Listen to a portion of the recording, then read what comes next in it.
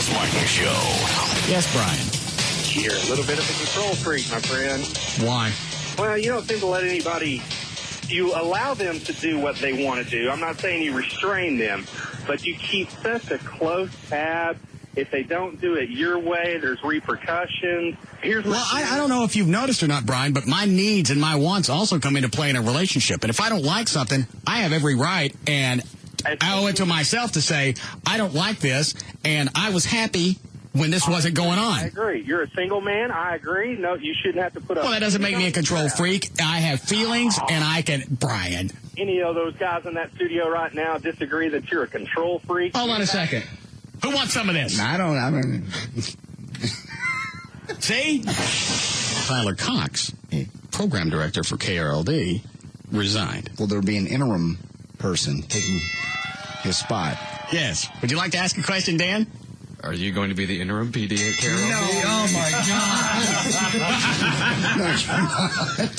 God. Bend over works for you? Oh, no.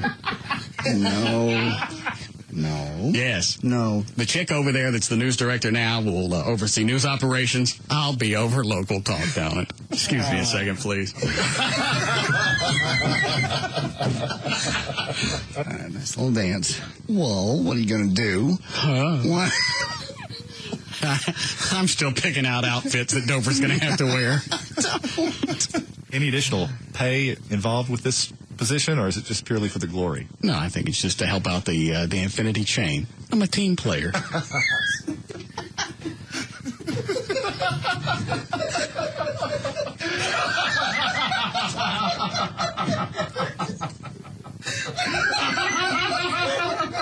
Did I miss something? I don't know. They just asked me if I was going to get any extra pay for the KLLD thing. I went, no, it's just to help out. I'm a team player.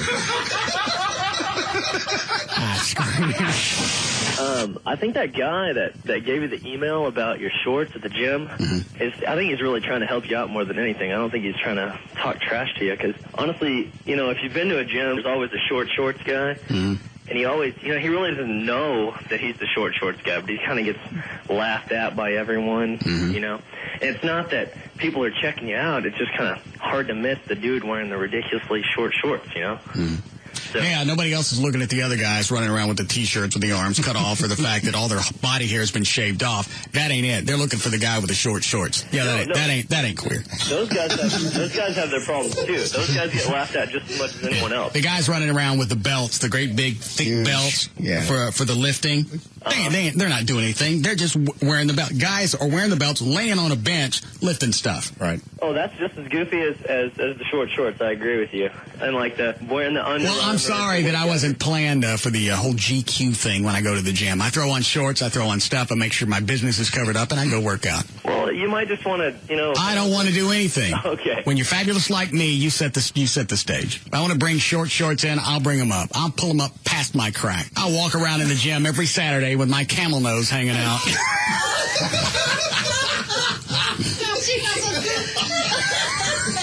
What? Yes, Carrie? I was just wondering if you saw Clinton when he started falling asleep during the ceremony today. Did he really?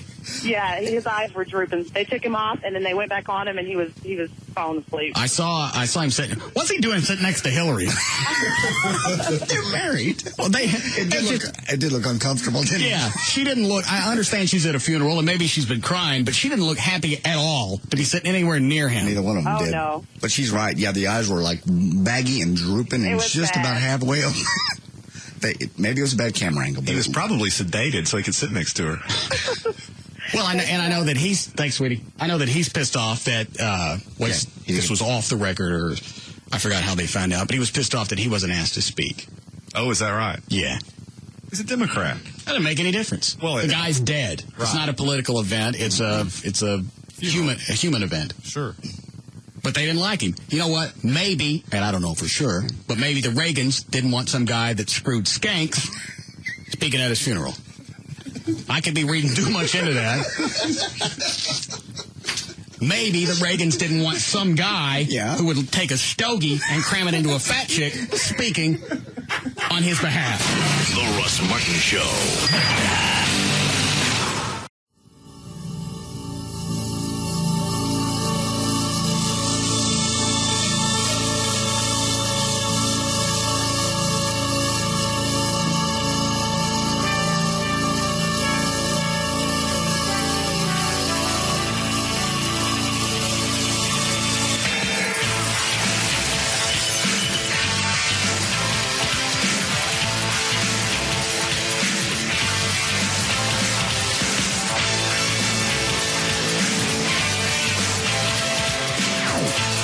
What'd you unplug down there?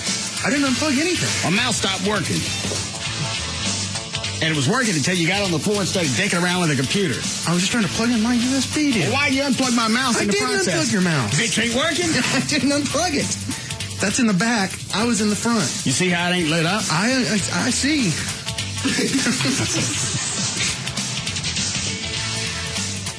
I absolutely abhor I know. this new computer system. I can't do nothing. I got no mouse.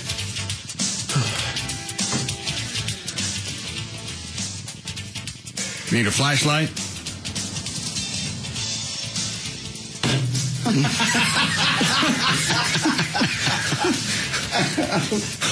Is that your head?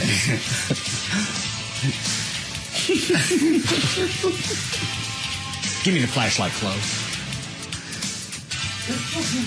Get out of the way. Know what I'm doing? Oh, Lord.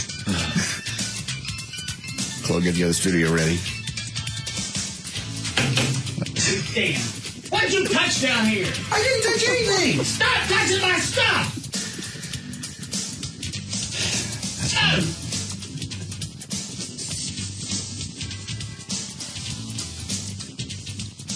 Did you find it?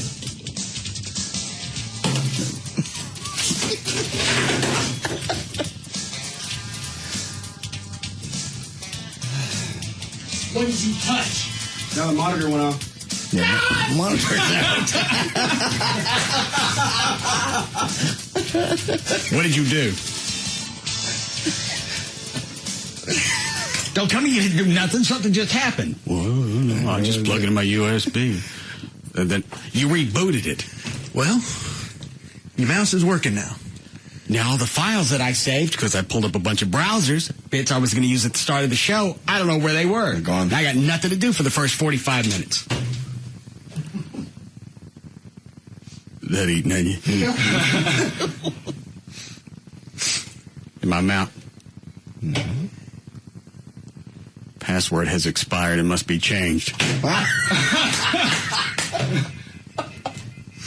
Hang that up. The phone off the hook. Well, the mouse works. Your password is... But your computer doesn't. Now, let me click on OK. Old password. All right, so I just give it a new one. Hey. All right. Dip. S.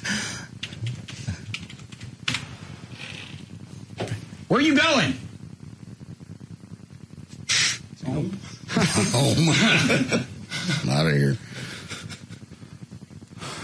No, I don't want this new Flash player. Tell me about it later.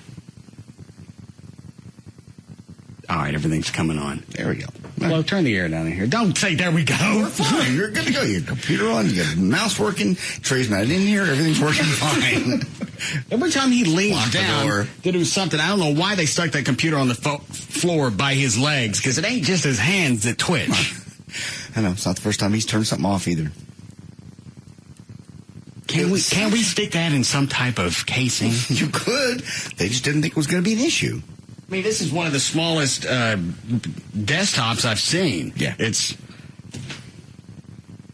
about the size of two laptops squished together. You can stick that anywhere. You should be able to put it somewhere safe where you can unplug things and turn them off. And why is he plugging flash drives in on the I floor? don't know, 'cause we have you got the external thing up here. All you can do is plug it into that. That's why they put that up here, so we just plug it in on top. Every time he gets on the floor and goes anywhere near that, something always pisses. Okay. Well, where did he go? He's sitting at his computer. Open the door for me. So, all of your stuff working okay? Everything's fine over here because we got all things printed and. So you're all set for the rest of the day. I'm good to go. I've got many discs. No problems with the printer? No, so far it's been really good. In fact, we just had it serviced 2 days ago.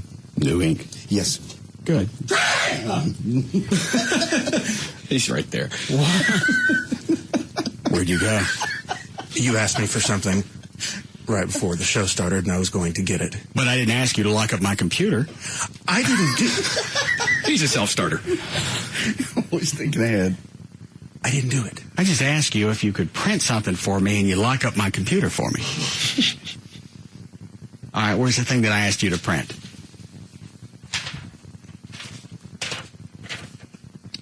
Yeah. I didn't need to be copied on that, really. Why not? That's not even a good quality printing that you got. Is that the best you can do? I can probably send it to someone else. Can you not print it in color? No. Why not? Because JD's printer is black and white. Well, you got a black and white printer. That's all they have here in this building. We don't have any color printers up here. Yeah. Was that an edict from you? No, of course not. You don't want the two to mix? No. You don't want a blending of the colors. I didn't say that. Because really, you take the primary colors and you get 16 million. No, absolutely not. Just what this station can afford or chooses to afford. Can you print this in a higher resolution? Because you can't even tell what that is in the foreground. Would you like me to go check and see? No, I want you to stay in here and suffer. Stay in touch. Be cool. I tell you what, I'll let you look at this, and just by the quality of this print, you tell me if you can guess. Okay. Look. I sent this picture to Gavin today. All right. It's a picture of a computer monitor. All righty. On the monitor is his girlfriend with her nipple hanging out. The picture, okay, I've seen it. And then the foreground. Oh, God. Take that away. Dan. I don't know if I want it now. There you go. Oh, my Lord. Why'd you do that? Yeah, that's what Is that? Mm-hmm. You sick bastard.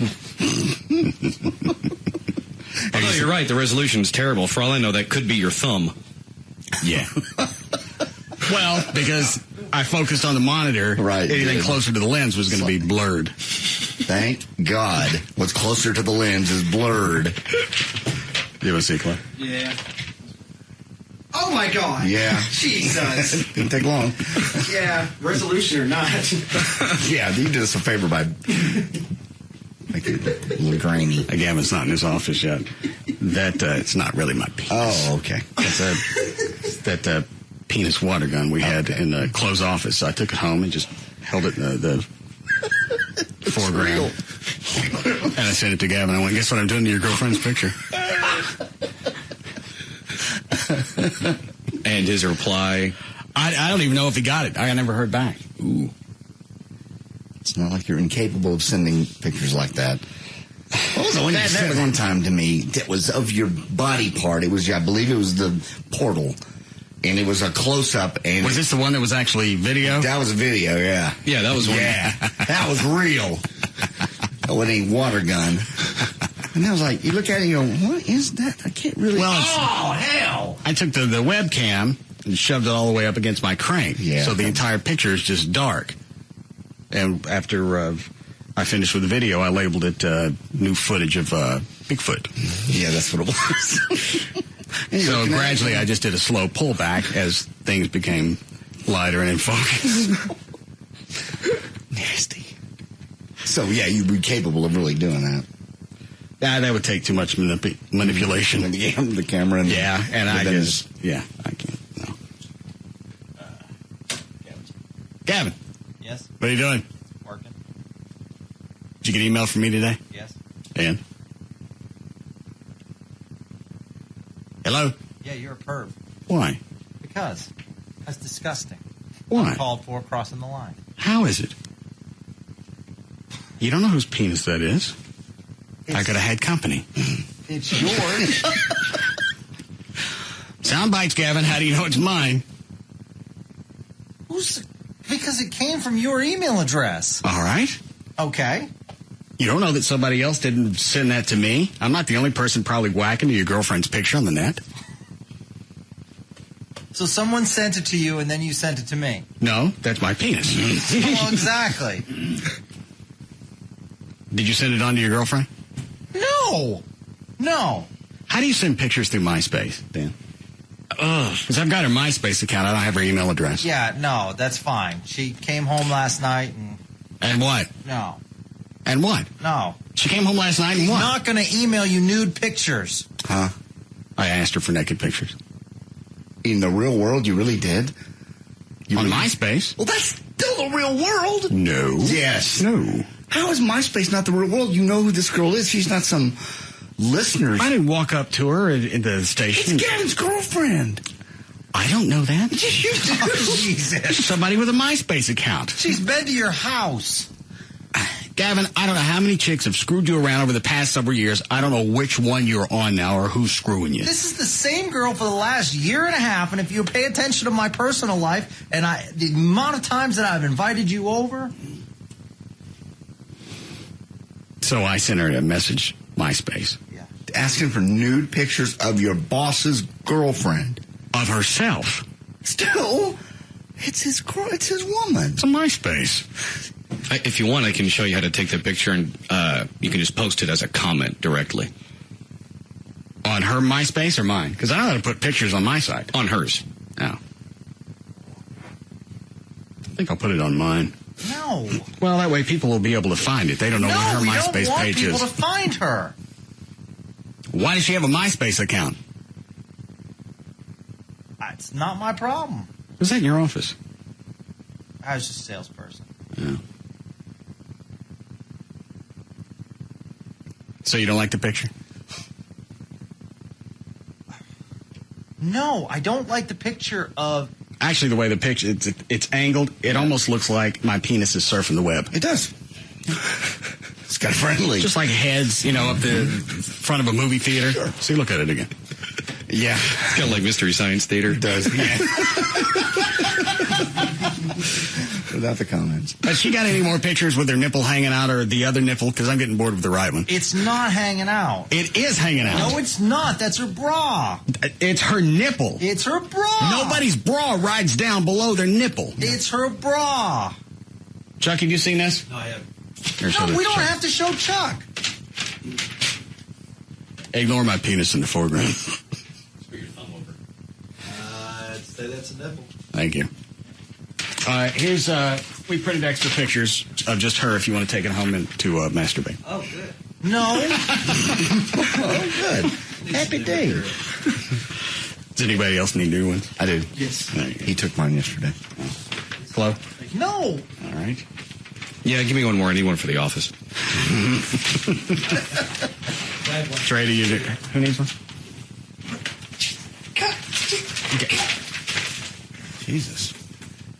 Here, Trey, take this. Picture, old man. I don't have it. Don't have it. Here, you can have this one. That's disgusting. See, look at that. It's almost like the Victrola dog. Yeah, very much. The RCA dog. Uh-huh. Oh.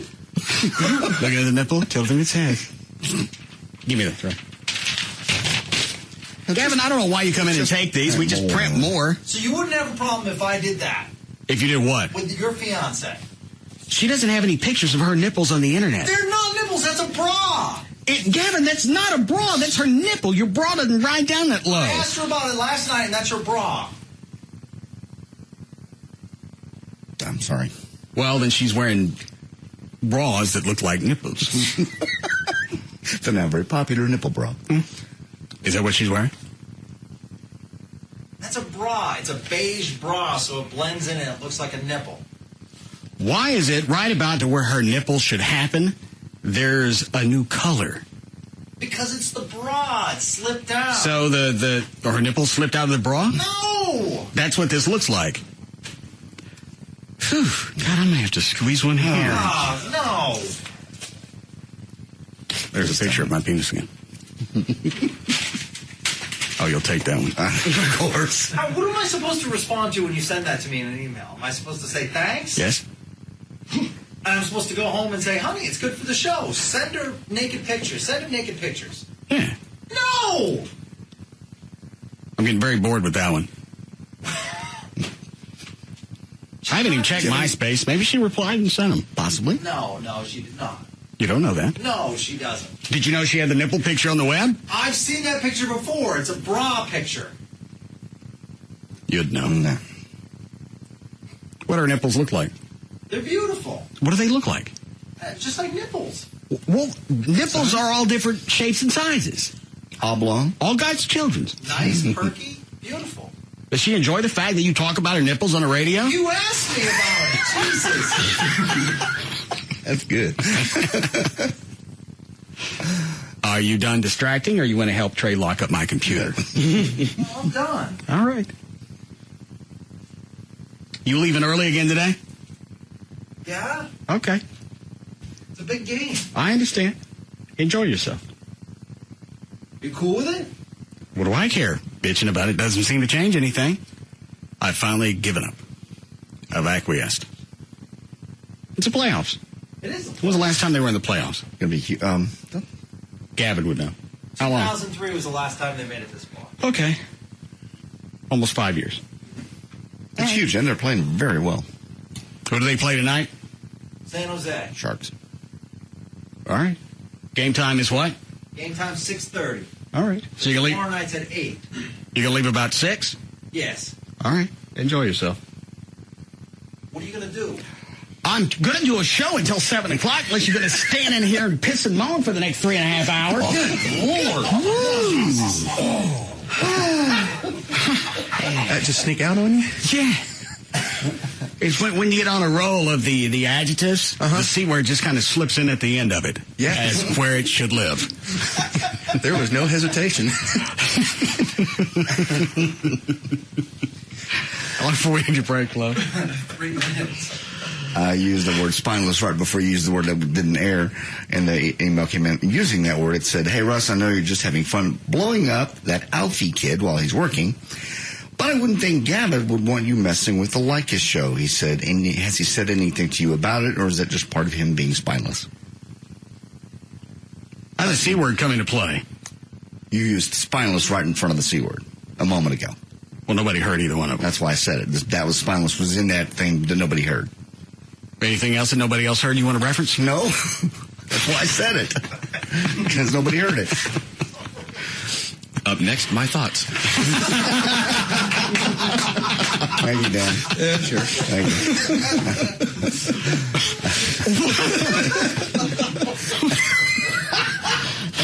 That kind of comes in waves. What's the question? I don't know anymore about it blowing up Alfie. Has Gavin said anything to you about him? No, nothing happened with Alfie. All Alfie does is run the spots. Lycus comes in. It's all self-contained. The network spots run on their own. Alfie just is a babysitter. Okay. Yeah, but just to give him a little credit, they do have to pay attention very intently because obviously Gavin would jump them if anything was missed or didn't sound tight enough. It didn't sound like he was paying attention the night we were blowing up. Well, and I can see how that would be difficult. But it didn't affect the Lycus show, so obviously you don't have to focus that hard.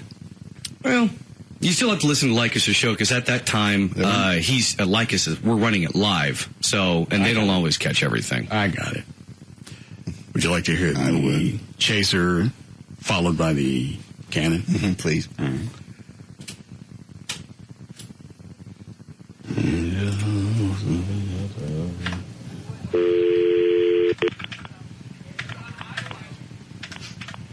Good to go. You gonna load a break or not, Chloe? Loaded, dude. You just looked at me a couple of seconds ago. We got a break in 3 minutes. I look up. I'm playing this. Ain't no spots loaded. Chloe's diddling on something over there. I pointed at the thing. This is all while this audio's playing. All right. Again, I'm referencing something nobody heard. I understand. Coming up next. I point at the computer like, are you going to want a break? Finger both my finger my penis. Finger my penis. That's a finger my penis. I'll load in a minute. I'm fingering my penis. Stop. Tickling my taint. I understand. You're bugging me.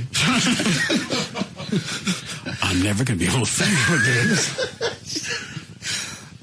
Plus, my taint's not the easiest to find.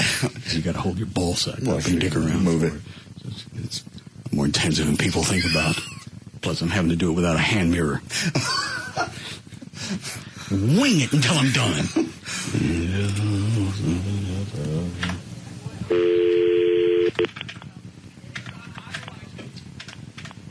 Good to go. Studio, this is Alfie. What are you doing? Why? Are Are you mad at me? No, yeah. I won't say the word because I don't want to swear. Should I be? Go ahead, say it. Not for another couple of seconds. We'll be back.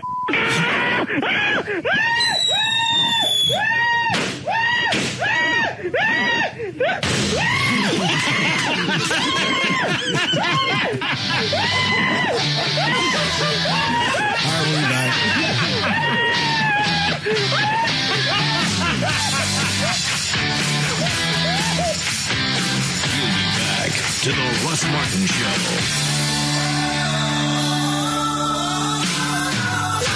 On the way, the most listened to afternoon show. The Russ Martin Show.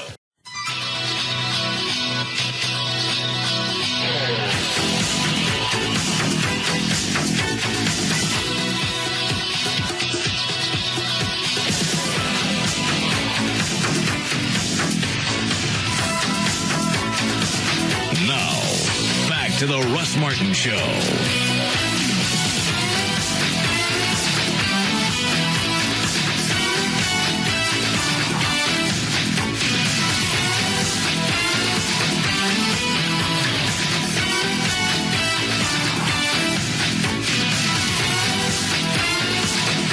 get pissy with me off the air. What did I do to you? I love you. I embrace you. Jesus. All right, hang on. Shut up for a second, Gavin. I missed a punchline. What was it? It's you. Don't get pissy with me off the air. I don't get pissy with him during breaks. You were jacking with him during that break. Yeah, you were. That's why he's pissy. You started this. I park as far in the back of the lot as I can. Right. And I told them, if you got any station vehicles to move, you know several days in advance because you got a whole production schedule. If you got to move them before 3 o'clock. You got all day. Don't come in during the show and ask me to move the truck. Dan comes in about 10 minutes ago, said they need you to move the truck. I said, well, here, take the keys, go ahead and move it, but tell Gavin to blow me. We ain't moving it. So you're jacking with him off the air. It makes him frustrated. I moved the truck. I know, but he didn't know that. Well, he's screaming at me on the two-way. Because the vehicle has to go out. He didn't know you'd moved your truck. What time did they know that these vehicles needed to be moved out? Instead of getting pissy with me, Friday. Why don't you go down the hall to the promotions guys and go, hey, dude, what the F? They probably did it last week. Well, the problem is with this station is they're all buffoons. Well, no, because to save money and so they don't have to, pay any extra hours. I'm sure they get them here at the last minute, just in time to load up the vehicles and go. All right. So did you know what, Dan? I was going to say that doesn't float because you have at least 3 full-time or 4 4-time promotions people. So somebody's here that can move it. Yeah. I didn't know that. So what would you have me do? Start parking next door with the chicks who smoke every day? They like me. They say hello every day. You gonna blow that can up again today? Yes. Let me go inside where my smoke break around it. We all smoke. You want me to start parking over there? No. Perhaps I can start parking at Clear Channel. No. Not a room there. A parking space. Huh? A parking space. I parked in a parking space. I parked at the very end of the lot, back by the trailers that don't even move anymore. Well, we cannot move those until we leave because they take up so much space. No, the trailers that I park by have free FM on it. We don't even use those anymore. Well, I know, but where do you want us to put that? I'm telling you, that's as far back as I could possibly park in the corner. It's not like I look for some premium place up front so I don't have to walk. I try and stay out everybody's way. I don't come in playing the prima donna. We will reconstruct it for you. You don't have to do anything for me. I just said, if they're going to move vehicles, do it before I get here. You got all day. So as a result, you get pissy with me. Our relationship right now doesn't feel very stable. It's not very stable. Well, what do you think we should do? Well, first of all, I think you should stop, with my girlfriend. All right. Okay, that's step one. Okay. Second of all, I change the system so that those vehicles are moved in time for when you show up. I asked you that a year ago. And every day I'm going out there and I'm moving the truck. Finally, I said, I'm not going to move it if it's after 3 o'clock. They know I'm coming. They know they got to go. We also know there's no place else to park. And we also know that Chloe uses this parking lot as a place for storage for his car because it don't move. Why is your car sitting out there, Chloe? Doesn't have any brakes. How'd you get it here? That's a good question. Emergency brake. Why don't you have any brakes? Because I didn't get them fixed. They went to the floor. What happened to them? I don't know. You used to have brakes. Yes. As long as I've known you, you've been very pro-brakes. As after we work for the rental car company. You told me you've always believed in brakes. Emergency brakes. I don't think I So ever... did you lose them when you drove the car into the lake? No. I don't know. Just maybe it was sitting for so long. I don't know. Somebody steal your brakes? No. They just goes all the way to the floor. All right. I plan on getting them fixed very soon. Where are you going to do that? Probably take it back over to Airport Suzuki, or possibly the Russ Martin Show Automotive. Is it the actual name of it? Try it again. Russ Martin Show Automotive. Doesn't have show in it. You're not very good at this. You're killing my bitch. Russ Martin Automotive, sorry. One more time. Russ Martin Automotive. All right, Gavin, I'm done with Chloe. What do you want? Oh, Chuck wasn't here yesterday for that. The .com thing? No. Gavin said I can't mention the website. I can talk about the shop. I can say my name. I can say automotive. I just can't mention the actual domain. No, you did. You can if you filled out the paperwork. I have the paperwork. But you also want me to buy airtime on this dump. Luckily, I found out that Mark Davis will do endorsements for me. Oh, God. That doesn't count. What doesn't count? That doesn't count. All you said I had to do was buy airtime. Buy airtime on this radio station. You didn't say that. Well, don't go by my rules. Go by CBS rules. All right. In order to promote... is this it? Just one page? Yes. All you have to do is on those lines, just put, I am now the owner of Russ Martin Automotive.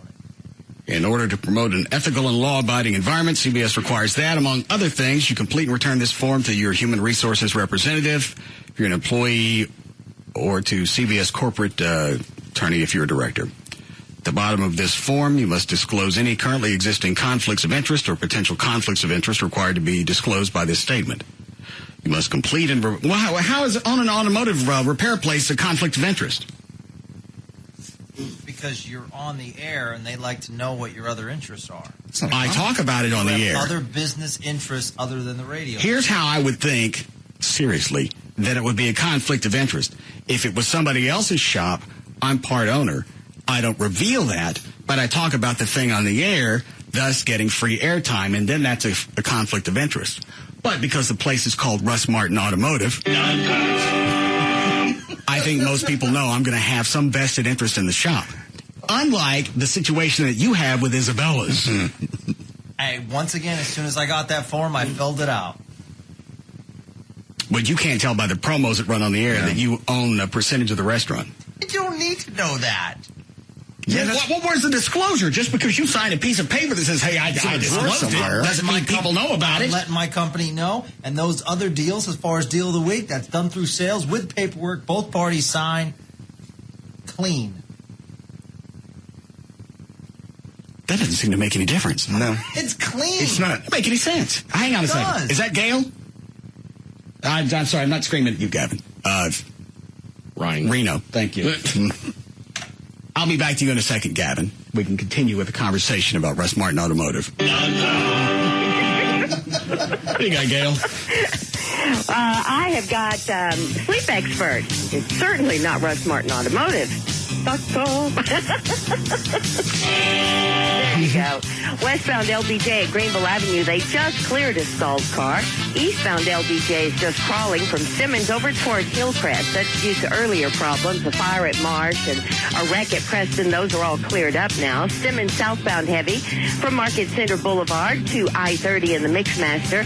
Everything seems to be moving pretty well in Tarrant County, too. I'm Gail Lightfoot on the Russ Martin Show. 51 for the overnight low tonight, into the 80s tomorrow. More storms probably by Thursday into the mid-80s. We have currently over Russ Martin Automotive 80 degrees. Too many buttons going at once. Trey, what were you trying to ask me while Gail was doing traffic about this form? Just something struck me funny, but it's nothing for air. Well, what is it? If I need to, I'll hit the delay. The first line of that, in order to promote an ethical and law-abiding environment? Yeah. I just thought it struck me as funny, considering everything that Gavin's done. Everything's Gavin's done, and then I'm going to shut up. I just gave you a punchline. You decided to screw it up. Sorry. No, I don't think you are. Yeah, I am. Now you have to tell me what the other thing is, and we're going to sit here until we find out. It just struck me as funny, considering our former regional vice president is... Oh, okay. I know what he's talking about.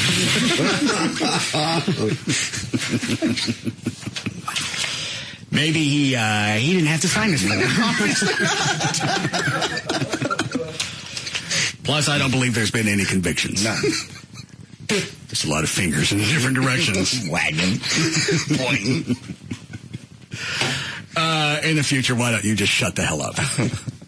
Very kind. Think ahead. Be proactive. Bigger than the show. Now stand there. All right. Are we ready for this? Are you done with Gavin? Gavin, are we done? Yeah, I'm clean. You're not. All right, whatever. But I love you. And I'm not moving the truck anymore. Why? This is everything. Gavin, I don't have time to come in and move it back and forth because your promotional people can't look at a schedule and go, hey, we got to be out of here by 3 o'clock. We got a promotion at Isabella's. Another free one. No, we don't do any of that stuff. Still haven't answered the question. How do we correct this? Because I'm not going to move the truck anymore. I told you. I'm going to take care of it. All right. Well, what about when I asked you a year ago and you didn't do anything about it? I don't know. Occasionally I drop the ball. Okay. I'm a moron. I'm an idiot. I know. Well, took the wind out of my sails. So we'll be making the rounds on this lake. All right, Trey, once you rebooted the computer, did you get all the drives working? Yes. All the flash drives are functional? Yes. Did you check them? All the lights are on. Don't finish that one. So you didn't actually come over here and see if they're going to play? I believe they're all... That's a good one. You're so sadistic. I believe that's a valid point. He lights up the computer and nobody bothers to check to see if the audio that we're going to be using later actually works. I'm not saying... It's only radio? Why the hell would we give a about audio? I'm not saying your point's not valid. It just... We still have that big feature coming up later. My thoughts.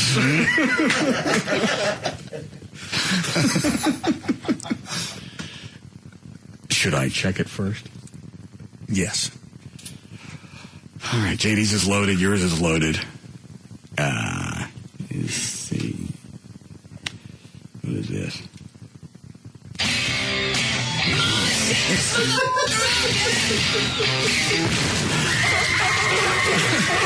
All right, there's the Great White Concert with the seals. I'd like to make a loud noise sometimes, you know. All right, there's a little fireworks dealer. What is this? Oh. Afro-American kids can run very, very well. That doesn't mean that Caucasian kids and other descents can't run, but... I want that in a protected file.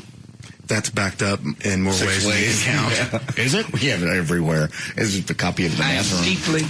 deeply sorrowful for anything if I've offended anybody. I certainly in no way meant to offend anyone. Well, in fact, I still don't understand how anyone would be offended because originally what I said is... No, we don't need to know that. Hang on a second. I forgot exactly what I said. Just a minute. Afro-American kids can run very, very well. That doesn't mean that Caucasian kids and other descents can't run, but it's very obvious to me that they run extremely well. See, that in itself, that is a compliment. Well, it's if somebody were to walk up to me and they'd go, hey, Fisher the Barrett, yes, you're a fine-looking man, I certainly would turn around and go, thank you, Mr. Negro. So why is it I throw out a compliment and it comes back on me? And then I got to be deeply sorrowful. Yeah, well, the best thing to do to be sorrowful is to be quiet at this point. Let this one go. You can't isolate certain groups and say they can do certain things. There are certain people that can do certain things. Well, not really. We don't like to do that in a racial way. You got many people that are good things. You got the Dagos, they can cook the Italian. Great. Okay. That's fine. That's good. You're good to go. Well, can we stop this right now? They run the mafia? Mafia? No, they don't. No. You're wrong again. And I'll point back to the Olympics. How many times you ever seen doing the what are the thing where they hit each other with the sticks in the relay? The 4x100 relay? Yeah. How many times somebody ever hand one of them sticks to a white fella? It does happen, I'm sure. Oh, only because somebody fell down. Because the Swedes have a team. How the Swedes get a team? Are they quit? No. Oh. If you could just not talk about this anymore, about the people and their speed and their race, we really appreciate it.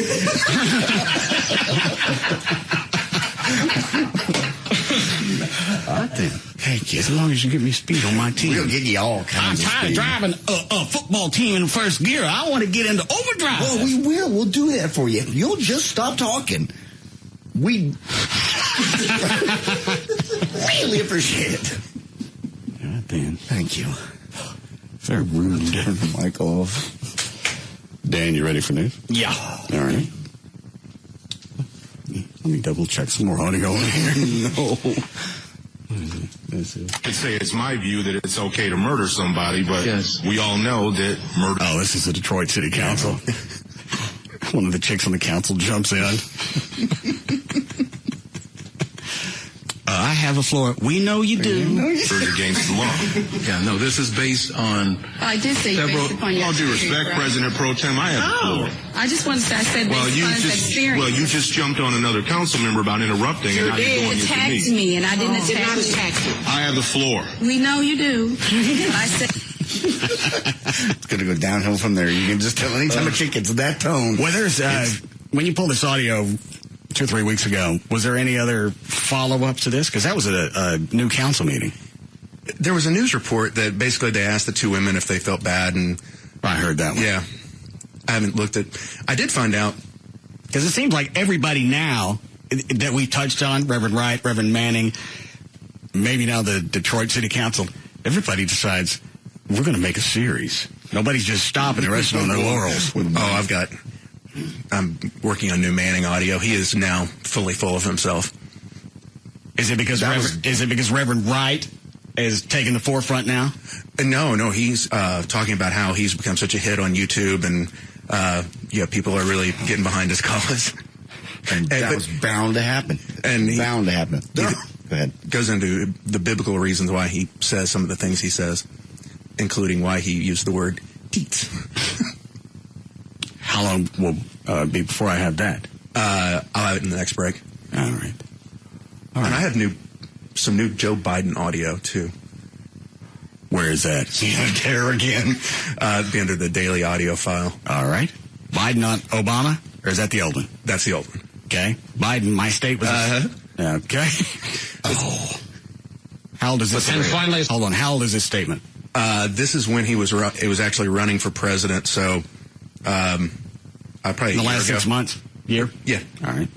We don't have clear options right now. And finally, we got about 30 seconds left, but I can't let you go without some politics. As we mentioned, you're in South Carolina right now on the campaign trail. 30 seconds or less. What kind of a chance with a northeastern liberal like Joe Biden? I'm going to guess he doesn't use the entire 30 seconds. No. And in the South, if you were running in Democratic primaries against Southerners like Mark Warner and John Edwards.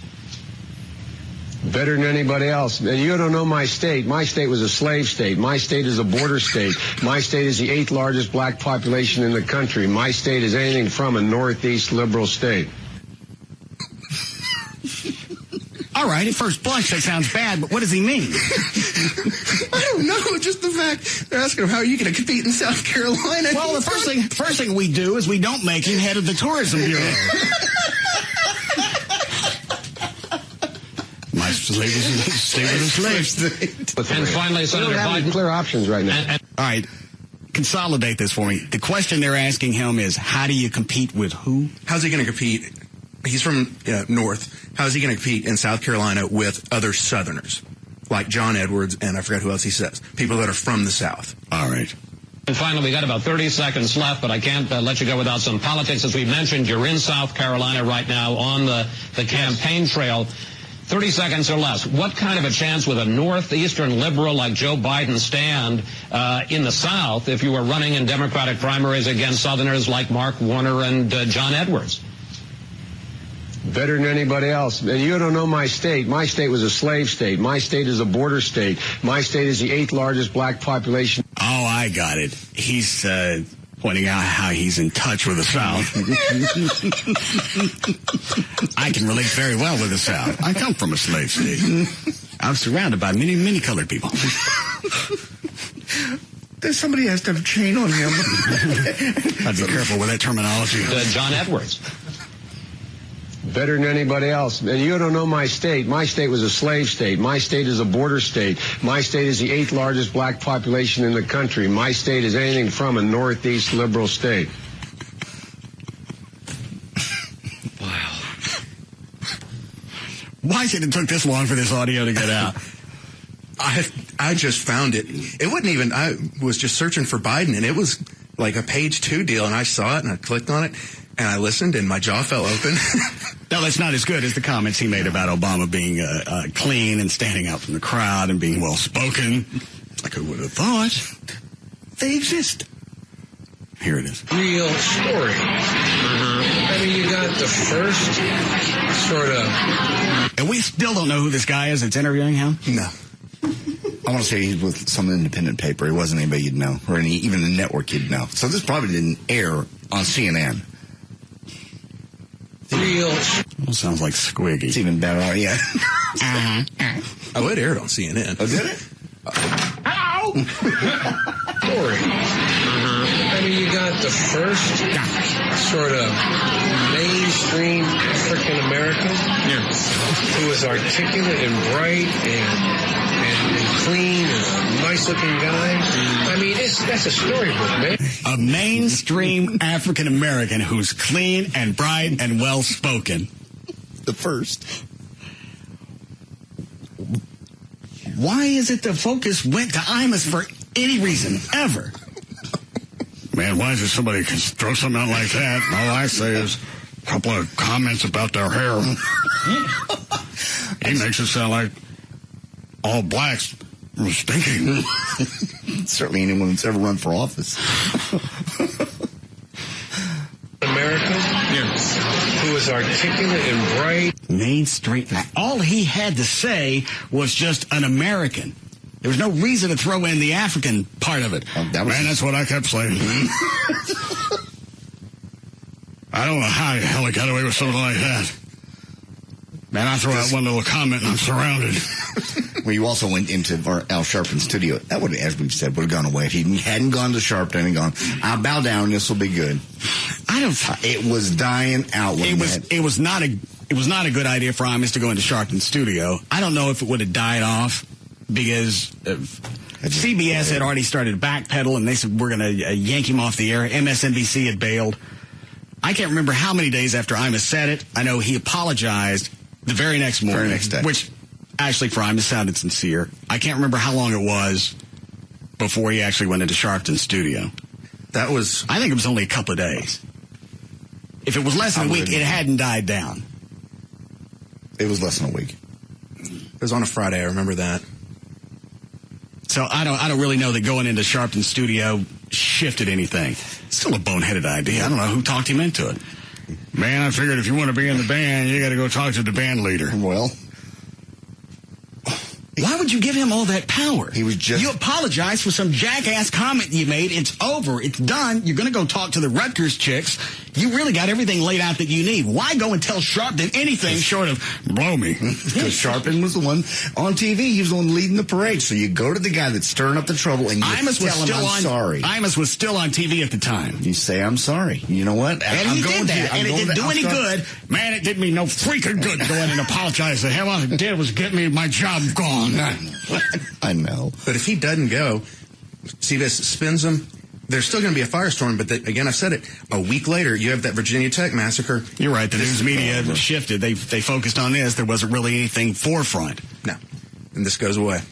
And really what he should have done, if he really felt the need or had pressure from higher-ups to talk to Sharpton, like you're saying, Russ. Have Sharpton on your show. Well, or that, but even meeting in the middle, have a phone call.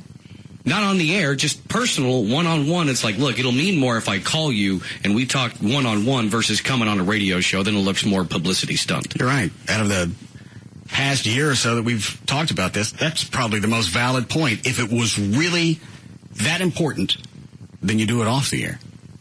Doing it on the air is nothing more than grandstanding and slapping some old guy with a cowboy hat around. That's true. And plus, if that would actually possibly give Imus a little bit of power in that struggle, because if Sharpton comes back and says, no, only on my show, then Imus can then go back to his show and say, this is all publicity for him, and now he seems a little bit better off. Yeah. I've tried, and I've tried making contact.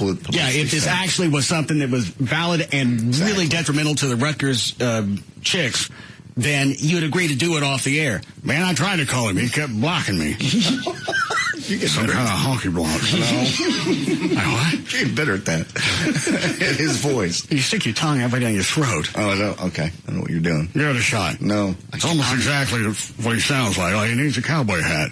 There's some Jersey guy that says, "What, Goose?" A little cowboy bandana he wears. Yeah. Are you done? I'm not going to do it, yes. Give it a shot. No, I can't do it. See, I told you. You got it. I don't even want to try. God. Try that one. No. It was a big line of blazing sight. Let's give it a shot. No, it was. We need a break. All right.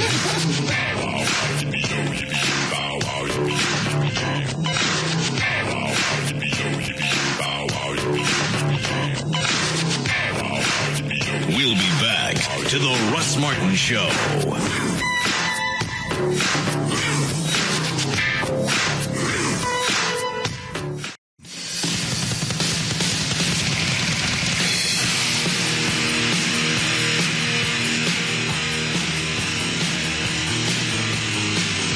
Now, back to the Russ Martin Show.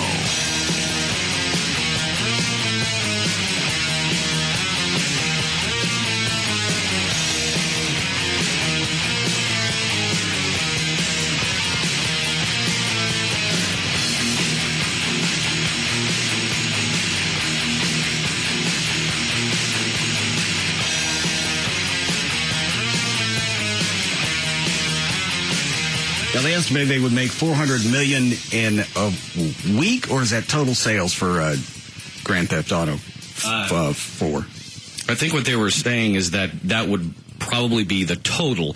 Pulled up the story real quick. It says analysts predict. Still, that's a bigger total than a lot of motion pictures. Yeah, and on I saw a video thing on Yahoo earlier, and it mentioned, movies like Pirates of the Caribbean, total gross $380-something million. This is expected to probably exceed that total. But analysts predict first week sales to near 6 million units, or $360 million.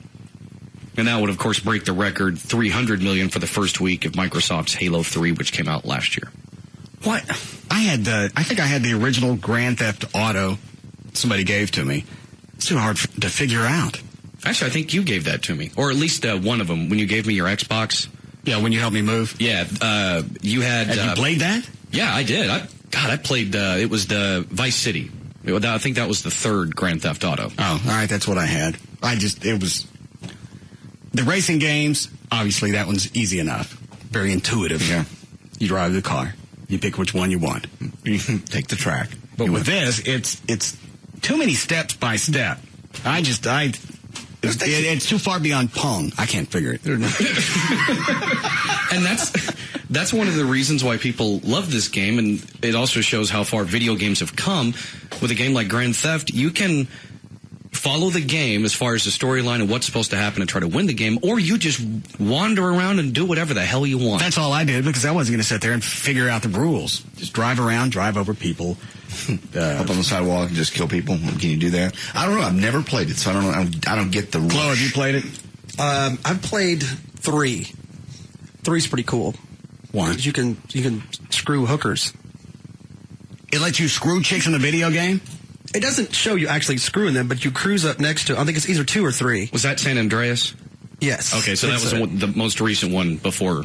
Yeah, you just cruise up to them. You see them out there walking in a little outfit, and come up to them, and you push a certain button, Yeah, and they have to agree to get in your car. Not all of them do. Agree to get in your car, and it shows the car going, and it gives you power. Like, kind of like recharges you. You mean like pimp power or power as far as points? Power as far as like life. Gives you like extra life. And then... How do they explain that you get recharged by screwing whores? I don't know. And then when they leave... I don't know if this is a game that I'd really want somebody to play either. I was going to say, how are these... Well, maybe the opponents are all over this. Because if you're getting power by screwing hookers, and do you kill... It's first of all, it's a fantasy. That's not what they're going to say, though. They're going to go, this is training for kids to steal cars. It's a video game. It's not vocational school. I know, but you know that... What's that lawyer's name that's always on top of... The guy out of Florida. I can't remember his name. Jack Thompson? Mm-hmm. Yeah. Douchebag. I'm surprised he's not all over this. Well, he was all over one of the Grand Theft Autos because some kids went out and replicated it. And he said, well, I think GTA is produced by Sony. Parent company, yeah, the game maker is Rockstar Games, owned by Sony. All right. He went and sued Sony. This is where the kids got the idea. Then you're going to have to take anything that's going to be a catalyst for any type of action, and you're going to have to remove it. From movies, music, video, audio, video games, doesn't make any difference. I guess it's just in the... So we can't have fantasies anymore. Screwing hookers and not going to pay them. Well, you'd also have to sanitize the news, too. Yeah. Any bad news... You can't? No, because you're reporting. You're not. Well, it doesn't make any difference. The end result's still going to be the same. If you cover Columbine, then you're going to have copycats. So as a result, you can't have that as well, because if anybody can say, I got this idea from that event, then according to Jack Thompson, you go back and sue him. If you go that far, then you can't have movies, and there's no more diehards. There's no more anything. I mean, if you can't ever look at something and go, well, then, well, they've tried. Bruce Willis killed some people, and I guess I should do that now. They've tried this with music. They tried to, back in the early 80s, they tried to ban certain songs off the air because the kids aren't going to get this. All right, JD and I were working for a top 40 station in the early 80s. We couldn't play Huey Lewis, I Want a New Drug. That was Tipper Gore, I think, was the one who spearheaded that. Even though it's an anti-drug song. And here's the argument they would use on both sides. You can't play this. Well, it's not really obvious what the song's about. Kids listen to the lyrics, and they'll glean that from this song. All right. Well, what about the Huey Lewis? Kids don't listen to that. All they hear is the title, I Want a New Drug. They don't pay attention to that particular song. So but you go through and listen to the lyrics, and that's all it is. It's anti-drug. Mm-hmm. We never played it. Absolutely absurd. You're right. And this goes all the way back to books as well. Because, book burnings, at a certain point, the only way to really fix it is if we were all dead or no one talked to each other. I like the second one. It's got some legs. All right, Dan, you're 2 for 2. I was back by David Henry's office turning in my paperwork for the shop. Okay. Who wants their paycheck? Yes, please. JD, I don't have yours for some reason. Mine's automatic deposit. Okay. Hello? Trey? Oh, well, how about that? What did you get? I accidentally picked up one more than I should. You did? Yeah. Can we take it back? They give you 2 checks at a time now? Yeah. We don't have enough room in the There's not enough ink. You'll glue these together, yes? Who did you get? Is this too obvious? So far. Okay. Just trying to help. It doesn't take away the sting, though. Should I lock the door?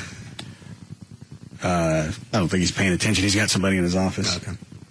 Have we ever opened this check before, see what he makes? No, we have not. I know you held it up to a light before. Yeah. That doesn't work with these. Not these. Gavin, where are you going? Uh-oh. Oops, forgot to lock the door. Personal property. It's a violation. It's a violation. That's an HR violation right there. Take mine, Trey, so you didn't grab mine. It was laying on the counter. I picked it up by accident. Give me mine back. It was not laying. This one's mine. Where's mine? JD's gun. You don't need to see. Russ. You guys don't need to see anything. You going to make this a daily event? You come in and try and take things from us? You have my paycheck. It's got all my vital information in it. First of all, how do you know it's not a bit? Why don't you go check with Debbie Henry or whoever maintains payroll and see if I really have it? Fine, I will.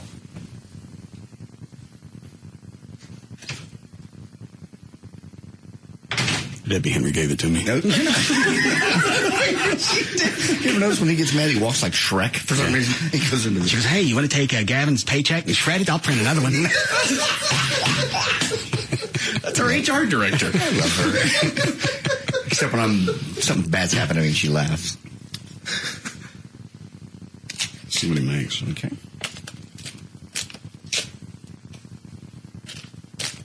Because he's on his last year of his contract. Is he? He's doing pretty well. These are hard to open. Yeah. Got it? Well, it's the mic on his office. Oh. What's the matter, Gavin? That's mine. How do you know? She confirmed it. What did she say? She just said.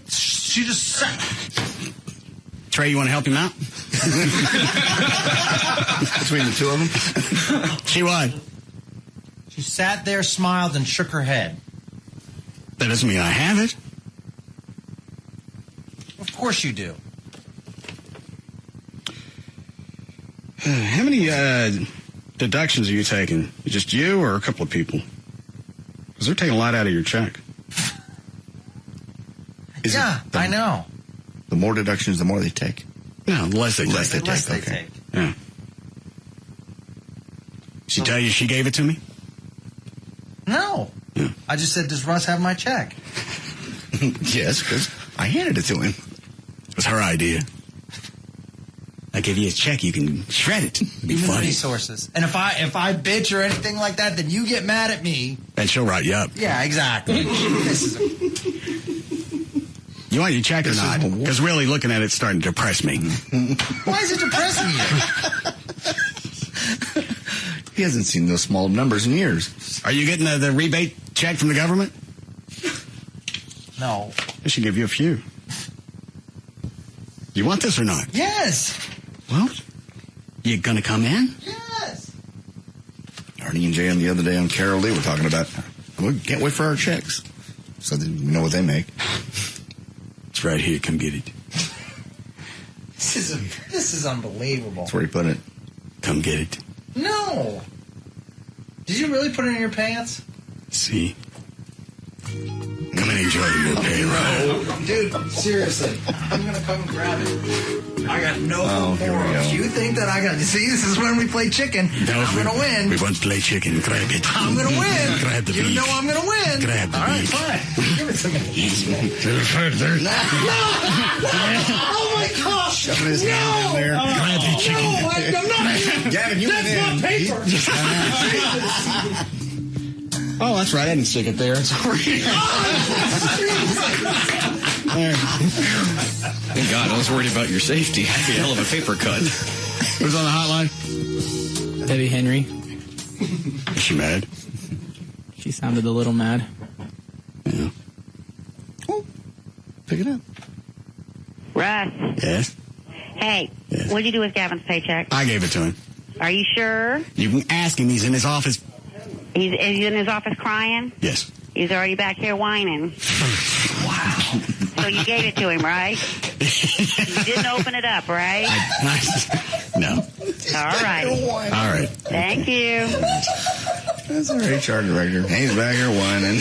I do cherish her. You should. She can do it, and she can have anything she wants from me. I don't care. Any other company in America. Suspend you, fire you, torture you. But she just goes, love you, Russ. If you're going to be blowing fireworks out, let me know, because it starts to get in my nose, and I have to leave. Well, you had the barbecue grill out back that time. She was walking in, and we're done during a break. She goes, what's this for? I'm like, they're going to put me in it and barbecue. She giggled. That's cute. Kept walking. Well, that sounds like fun. What happened to actually having an HR director that took care of us? What time is that going to happen? I don't want to miss that. You get all the way in it? Yes. They're going to have refreshments? All right. We have time for news? Yes. Okay. All right. 4:40. Were we done with GTA? Anything else going on? No, I don't. I think we're talking about people not going to work today to play this. That's why I asked Dan in the break, why is this big of a deal? There's a ton of video games you can play out there. Why is this one this important? Because it's the next step up. If you got tired of the previous three, it's like people waiting for Xbox. It doesn't make any difference. It's something new. iPhones, Xbox 360 Live. Yeah. If it's the cutting edge, even though you're going to pay more for it now than if you just waited a couple of months. Look how much iPhones came down after, 2 months? Oh, I think it was less than a month. Yeah. I waited. Almost in, what'd you wait for? The iPhone. I sold you mine. No, you gave me iTouch. I get the phone. Oh. Yeah, whatever. Yeah. Well, they come down half?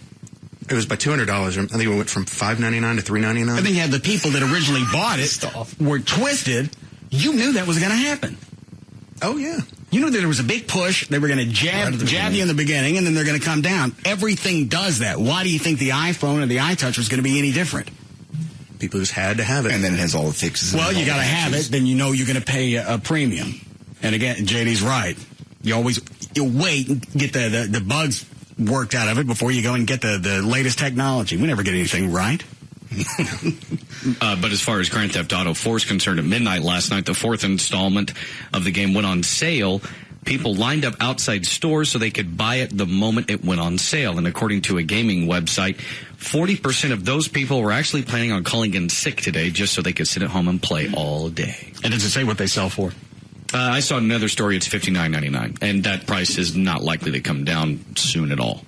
All right. Because it doesn't need to. It's like they're saying, they're expecting over $360-something million in 1 week. Why would you reduce the cost? All right. Is it a strategy game? It's like anything else, but it has a plot. It's storyline based. Okay. So you have to follow it, and to be able to go from level to level, you've got to, first of all, you got to stay alive, and I guess you got to screw a certain number of hookers so you don't die. Then you got to make it to certain parts of town, and it was too much for me to follow. That's why I just drove over the sidewalks and shot people. And that's the beauty of that game, is you have the freedom to do that. But you don't really, after a while, you get tired of that. You do, obviously. You don't progress to another level. And finally, I just got bored with it and stopped. That's why I gave it to Dan. You can only mow down so many people. Yeah, I understand. It's weird, though, because I hadn't played Grand Theft Auto before that until you gave me the Vice City. I think for a solid 3 weeks to a month, every night for about an hour, I would play and get a little bit further and a little bit further. So it's easy to see how some people just get so engrossed in it. The only thing that I got hooked on was the, whatever the racing game is, something Gotham. Project Gotham Racing. Yeah.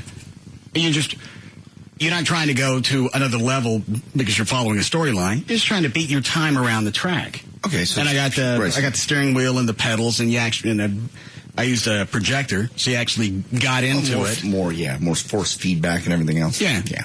And you're just trying to beat your times. And after a certain level, they let you upgrade the car. That's nice. Okay. And that was easy for me to follow. You just drive faster, but no plot. You don't have to hit certain windows on certain streets and certain buildings. No, this one had no horse.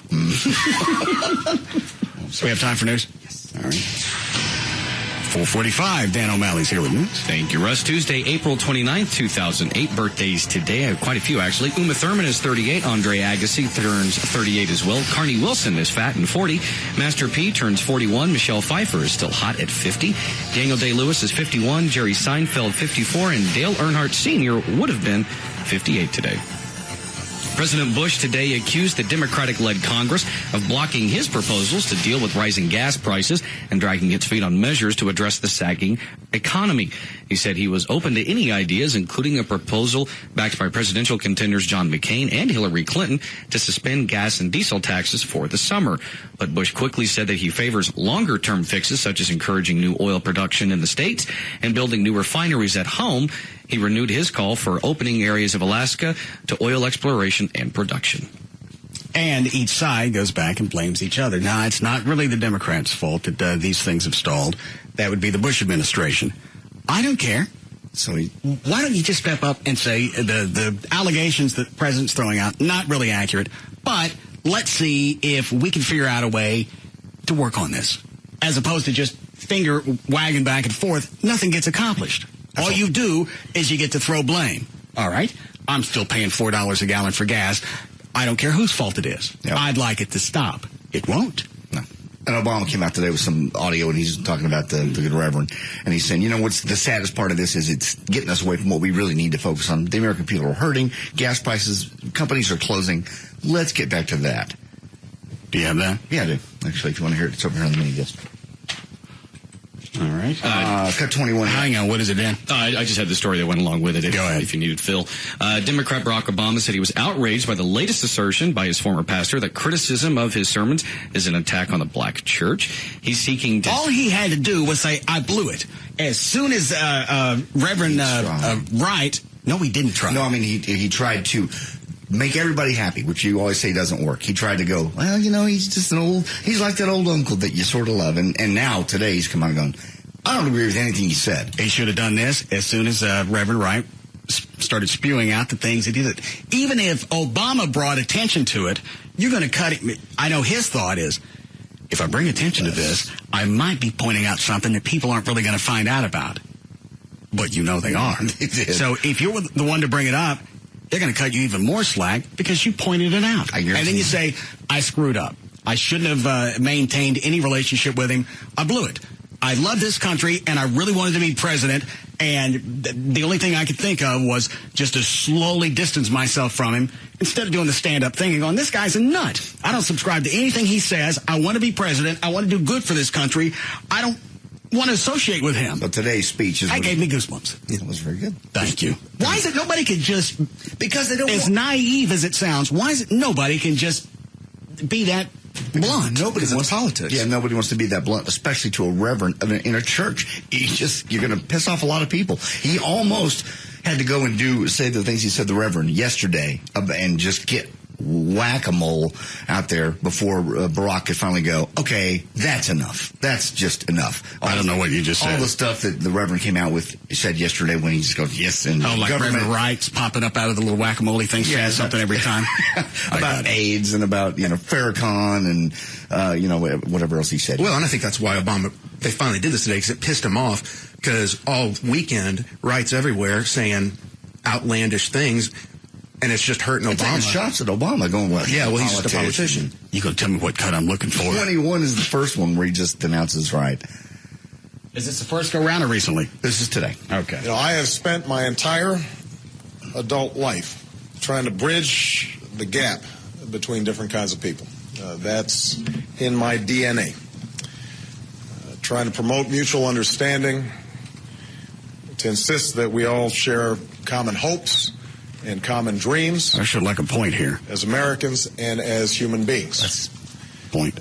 That's who I am. Point. That's what I believe. And that's what this campaign has been about. Get to the flavor. Yesterday we saw a very different vision of America. Say it. I am outraged by the comments that were made and saddened over the spectacle that we saw yesterday. Does he ever say Reverend Wright, or does he just say, I'm outraged over comments that were made? This whole thing is about 7 minutes. I've cut it down to 3 little clips. Does he ever actually say, whether I hear it now or not, that he's addressing Reverend Wright? Yes, at some point, yes. So he can't go back later and say, well, I was talking about Hillary. No. And then the next clip, he talks about specific things that Reverend Wright said about the war and terrorism and AIDS. When he states and then amplifies such ridiculous propositions as the U.S. government somehow being involved in AIDS. When he suggests that...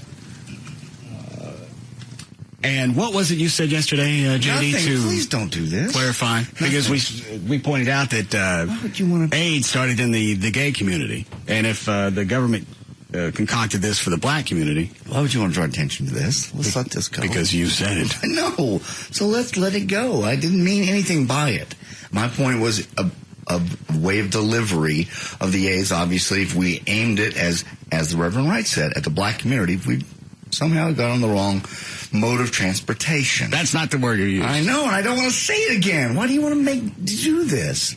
I was just thinking of a mode of transportation. Why'd you pick the word bus? I just did. That is a mode of transportation. So, I mean, I could have said train. I told him not to say bust. Ass. You are such a backstabber. Minister Farrakhan somehow represents one of the greatest voices of the 20th and 21st century. When he equates the United States wartime effort. Trey, are you standing in the background at this press conference? No, why? Can anybody else hear that? Yeah. What is... Minister Farrakhan somehow represents one of the greatest voices of the 20th and 21st century. When he equates the United States wartime efforts with terrorism. Are you holding the mic? Then there are no excuses. No? They offend me. They rightly offend all Americans. And I can't hear anything they should be denounced. And that's what I'm doing very clearly and unequivocally here today. I don't know what you said, though. I can't hear anything else but All I heard was a hummingbird. the next cut, if you want to hear it, it's about 30 seconds long. He's just said, this is just a sad distraction. Okay. The whole thing is. The only reason it's a distraction is he didn't address it as soon as it happened. He didn't do this immediately, you're right. Something that he was going to have to do eventually. Why not just do it before? And the instant you say, I screwed up. I didn't want to address this. I didn't want to bring attention to it. I should have dealt with this years ago. I didn't. I want to be president. There's a lot of good that I think I can do, and I think this would damn me, and I didn't want anybody to know about it. I blew it.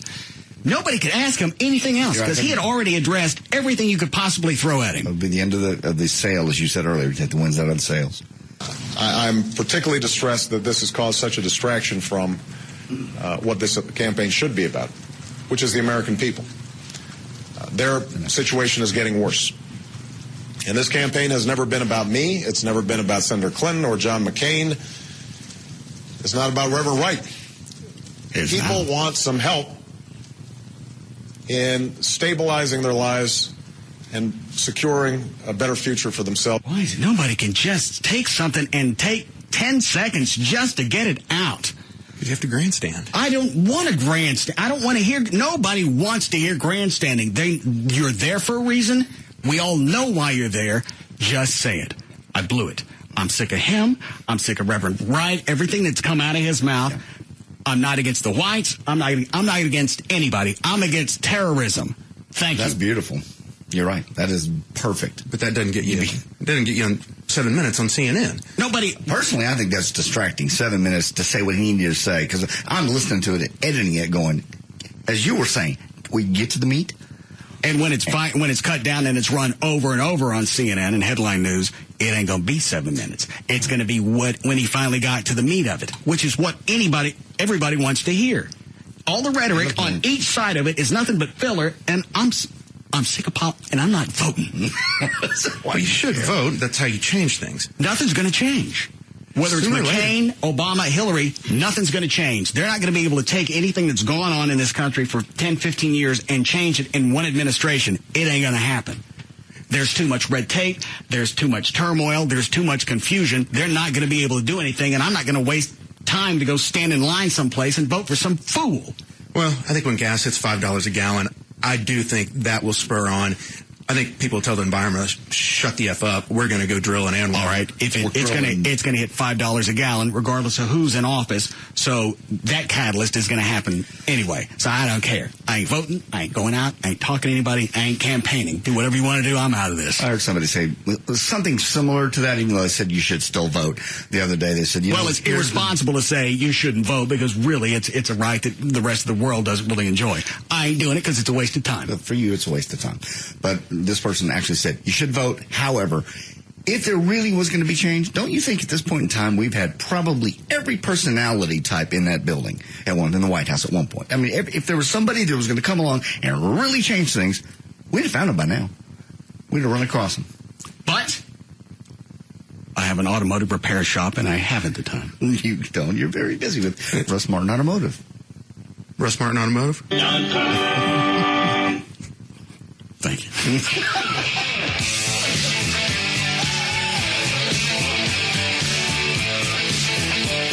be back to the Russ Martin Show.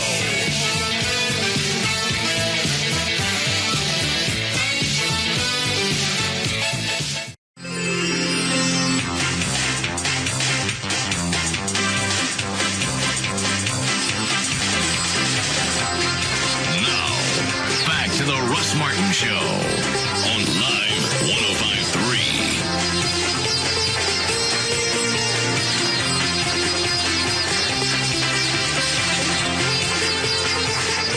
Is that Gail?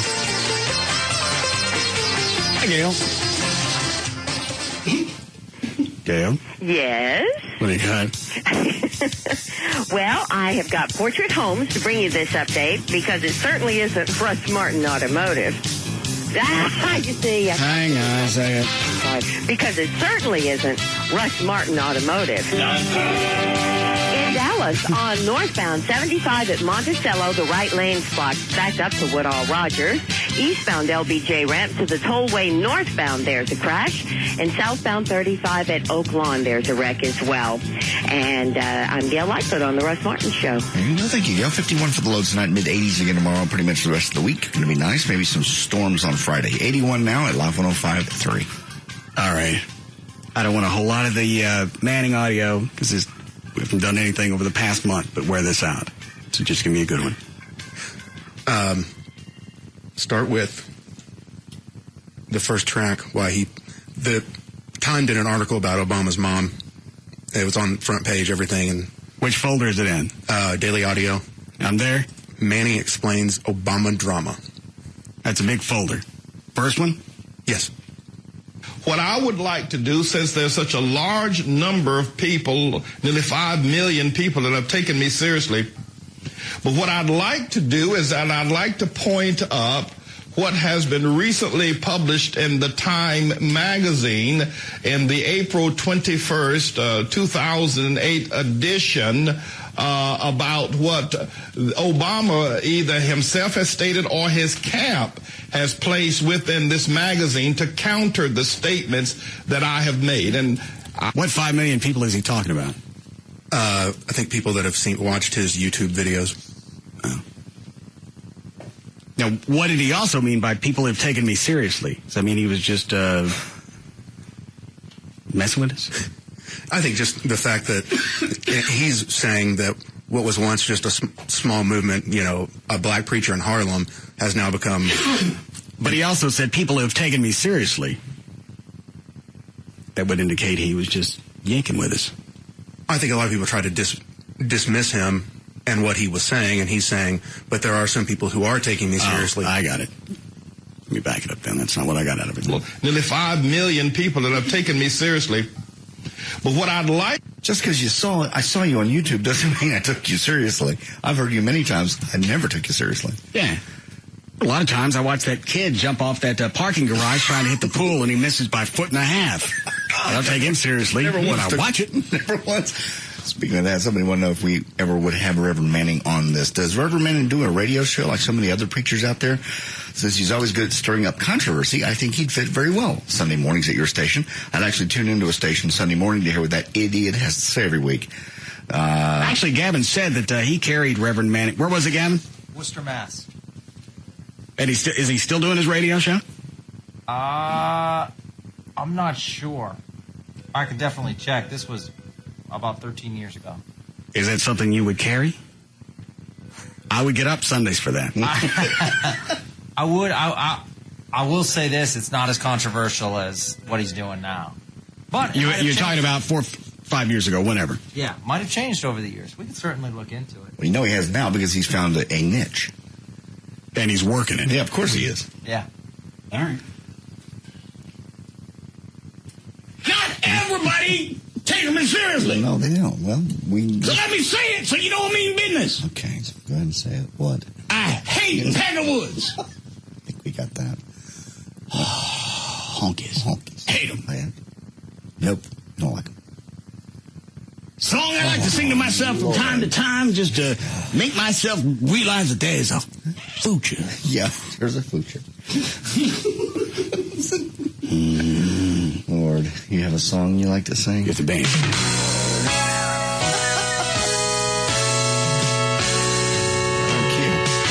Ebony and Ebony. That's really the only part I need to sing. Yeah, you modified it. It's a very nice song. And let me go back to, what was I done with clip one? No. All right.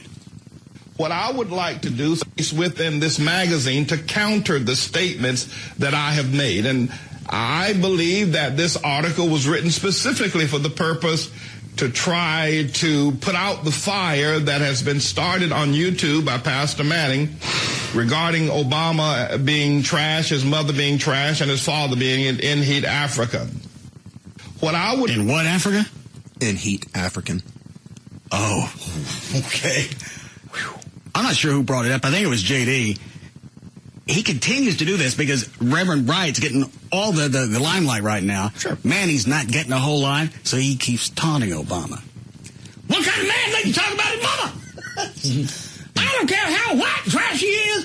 Anybody don't stand up for their mama is a bastard. Nasty, stinky bastard. You half-breed. Why don't you hang out with Cher? Let her sing about you for a while, you half-breed. Your white mama, Obama. He has had to push it more and more and more. I also want to state that this article points out that at the time that they allegedly were married, Obama's father already had a wife back in Kenya. This has nothing to do with Obama. He was born. They didn't stick him in a lineup and go, all right, which one of these punks you want? Absolutely nothing to do with him or his ability to run this country, which is what we should be focusing on. He was born in sin. Didn't he say we were all born in sin? No, I said that. Oh. Reverend Manning said that's that's been overworked. Now, what he addressed it in some fashion. Yeah. And was married to a woman there, so he could not legally marry Obama's mother, meaning that he was born a bastard, and at the very least he was conceived as a bastard if you believe in the Catholic doctrine that life begins at conception. What does this have to do with anything? And if you'll notice, I stepped out of Christianity for a half minute. I'm going to borrow something from the Catholics for a little while. Catholics, don't help us. We really have a lot going on in the Catholic plate. Could you just back away? Yeah, of all different factions to pull from the Catholics. Oh. Now, I understand the Catholics have problems from time to time, but you know, every time sometimes you got a weak moment, you want to squeeze a weenie.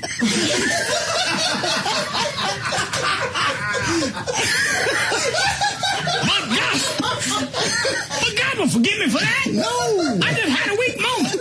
Had a few too many crackers. I'm talking about the Ritz kind, not the Hogan. Okay. And a little too much Chevits. Sometimes you get wound up, you just gotta squeeze a weenie. Squeeze that weenie. Squeeze it. Jerk them nasty demon seeds out.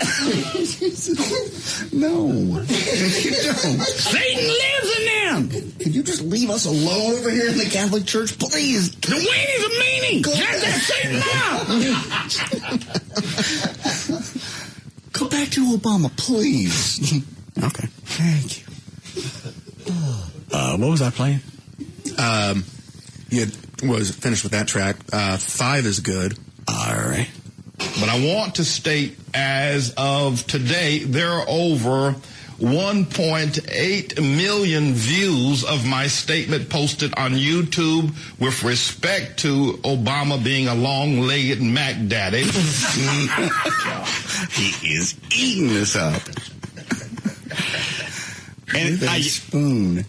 I don't know if he's doing it again just to play everybody up, or he really believes all this attention is indicative of my popularity. And the difference he's making. And not just my popularity, but the fact that I'm right, and I know what I'm talking about. Why would 1.something million people watch that video? Because you're a buffoon. And his mother being trash. And over all of the postings I've placed on YouTube, and many of them specifically about Obama and other African-American leaders, there's over 4.5 million views of my statements and my preaching. So I want to say that obviously a large number of people are listening to me. Listening doesn't mean that you put any credence into it. Absolutely. Maybe in his mind it is. Maybe YouTube's the new, the poll, the new CNN poll. That many people care what I think. No. And the more maniacal that you get with your statements, the more your stuff's going to be posted on YouTube and throughout the net. So you're just, in his mind, I'm expanding the congregation, and it ain't costing me a dime. Yep, All I got to do is keep making fun of Obama and his white mama. And they're listening to my sermons. You heard him say it. I'm spreading the word. And now I'm going to get the Catholics twisted off, because I'm going to start quoting from them. Would you leave us alone? Billy, we have plenty going on. If you believe that life starts at inception, that's when the weenie goes in the thing. Yes, we know. Thank you. I'll show you. No, we don't want to see it. Rabbit shop. That's weenie. I see the weenie. Thank you. If you're in the Catholic Church, we don't... See that thing right there that looks like Tina Turner? I do. That's a clan. I got you. Okay, well. As soon as that goes into the Tina Turner, you got inception. That means life is formed. Okay. Obama was born a bastard according to the Catholics. You can't damn the Catholics for anything they've done in the past. All right, so you got drunk and shoved a crazy straw in your ass. I don't believe we've done that. Sometimes people just want to party. The Catholic Church have ever got the crazy straws out. Dude. Oh, I've seen it. Sometimes they do it. It's like a double-headed crazy straw. Back and forth. It's back and forth. It look like something out of Dr. Doolittle. I got that. Thank you. Was I done with this clip? How would you know? I don't remember. And many of them specifically about Obama and other African American. Yeah, I was done with this. 8 is good because he finally kind of gives his biblical justifications for some of the stuff he's saying. Oh, this would be good. I also want to state that there are reasons why I am doing what I'm doing, not because I'm a hate monger. That just happens to be a bonus. I'm speaking the word of God. I know. God, whose name is Earl. And Earl don't like white people. Truly believe that Obama is the worst possible person for the African American people at this time. Why don't you just tell us politically, or as far as his platform, why he's not the person for the black community or anybody? Don't just point at the fact that his mama's white. That doesn't change his outlook on things. Unless I missed it, that's all he's ever said about Obama. The fact that he's not purebred, I suppose. I also want to state that there are reasons why I am doing what I'm doing, not because I'm a hate monger. I truly believe that Obama is the worst possible person for the African American people at this time. This is one of his sit-down type, yes, similar, just him and the camera. This isn't the congregation. Kind of just a lecture that he puts on the internet. Okay. Time. I believe, you don't have to believe this. I like him better in the church. He gets more wound up, yeah. He's almost too likable here. But what he's saying is still ridiculous. I know, but if you don't scream it, it doesn't sound as absurd. Or scary. Right. If he just threw it out, I believe that God really hates Packet Woods. Yeah, you're right. It didn't come across the same thing as, can't stand Packet Woods! I asked him many times. I got down on my knees and I prayed to God. Whose name is Earl? I said, God, do you hate the Packet Woods? He goes, yeah. But I believe that I am led by God. A large number of people say, well, how do you use such strong language in the pulpit? God would never use such strong language. It's because I'm making it up.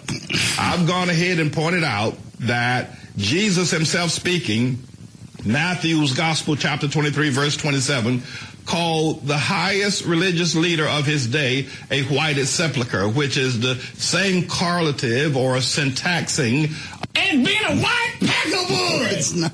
No, it's the same thing. What was the word he used? A white sepulcher. Same thing. Current day technology. Yes. Verbiage is Packet Woods. They just dress it up for the Bible. I don't believe so. I think you're off. I'll play it again. That's what he's saying. Verse 27, called the highest religious leader of his day a whited sepulcher, which is the same correlative or syntaxing of the word white trash. Thank you. All right, you're right. And that's what I've used on Obama and his mother, John the Baptist. And his mother is white. mother. He won't stand up for because he's a pussy. What kind of man? What kind of man? What kind of spineless man? Don't come after somebody like me for talking about his mama. His ugly, white mama. Fat. Couldn't even get somebody that was married. Had to get somebody. He was married, but not to her. Then she got to have a bastard. A white what? Sepulcher. Yeah. If you're going to use it, write it down. First time I've heard it. Baptized call this very same group a brood or a generation of snakes or vipers. I've used the term two great big old tits. Now, Now when we remember. That was the very first clip, wasn't it? That's the only reason you know Obama. He got a bunch of white women running around with his name across their boobs. Two great big old white. Yeah, that's when he first started off on. You're right. Look at Luke's Gospel, chapter 11, verse 27. You'll notice that Jesus is talking and he's telling people how they have sucked their mother's paps. He is not going to take something out of the Bible and direct it toward what he said about Obama. There's no way. That's impossible. Oh, so 11 verse 27, you'll notice that Jesus is talking and he's telling people how they have sucked their mother's paps, P-A-P-S-T-I-T-S. I've also used the term bastard. You can find that in Deuteronomy chapter 23 verse 2. Why is he bringing up sucking on the paps? I guess to justify him using the words teats in the pulpit. But they even dressed up. They called them paps. Well, pap teats. I think he's saying, which is actually where the term baptized come from. Oh, you squirt milk out the teeth. No, pap teeth. Ties. Stretch. Thank you. I'm working on the fly here. Yeah. He doesn't explain why he brought that up.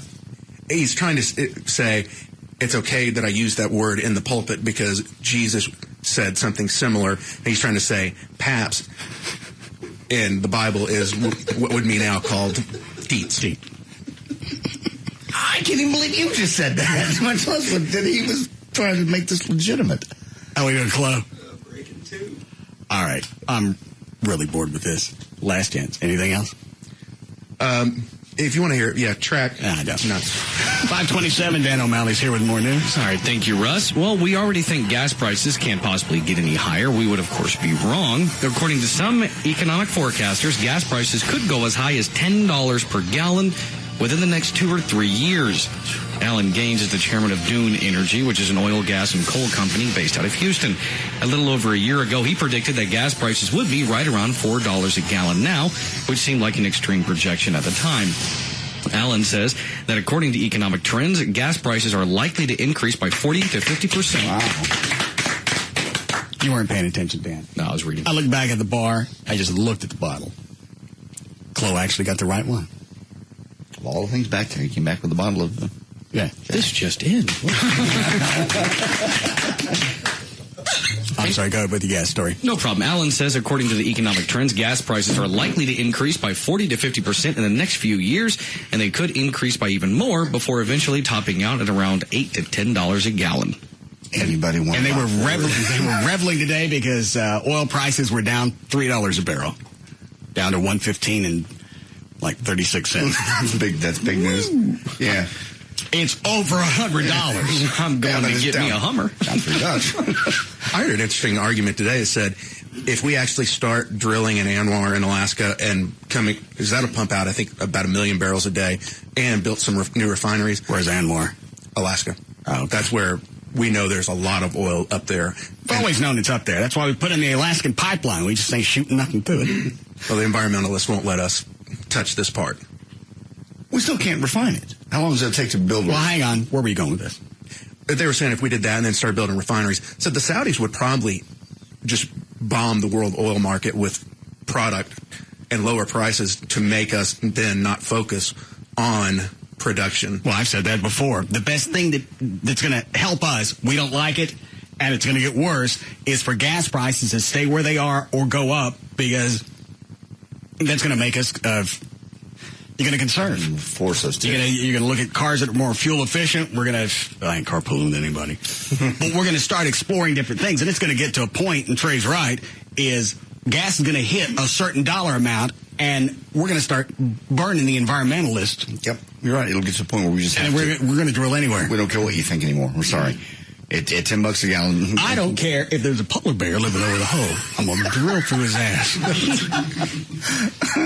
Yeah, at some point. But what is that point? It's already there for some people. I mean, people that are... That's the only thing that's going to make us look into alternative sources. We're not going to do it as long as gas prices stay manageable. Yeah, and they still are.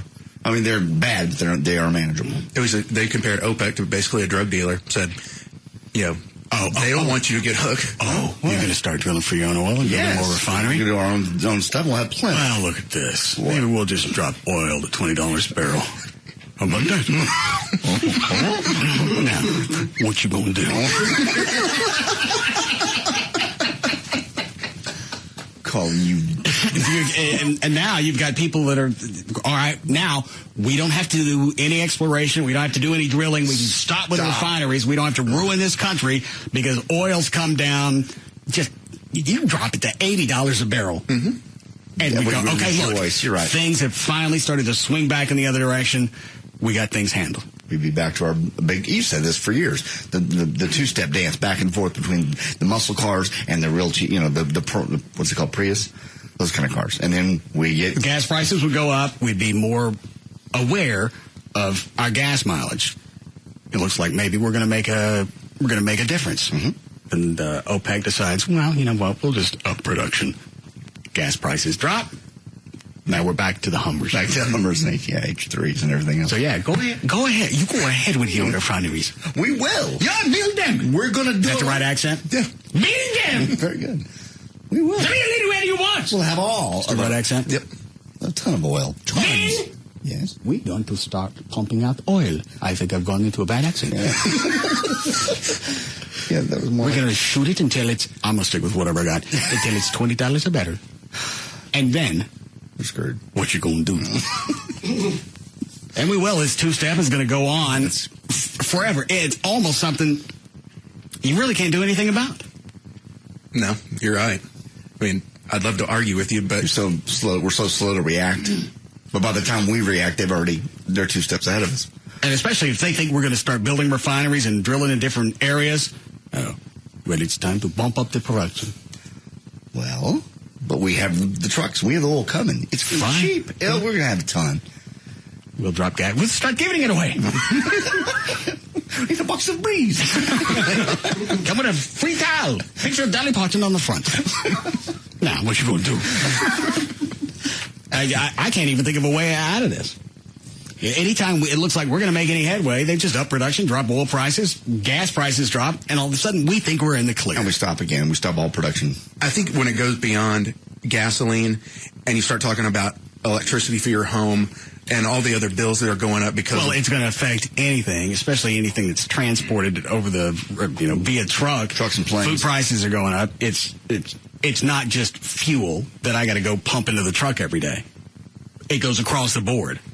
And but we've always dealt with that. So what's going to be what's going to change? If we look like we're going to take a few steps forward, they up oil production, gas prices drop, and then we're sitting there with our peckers hanging. Bunch of peckerwoods.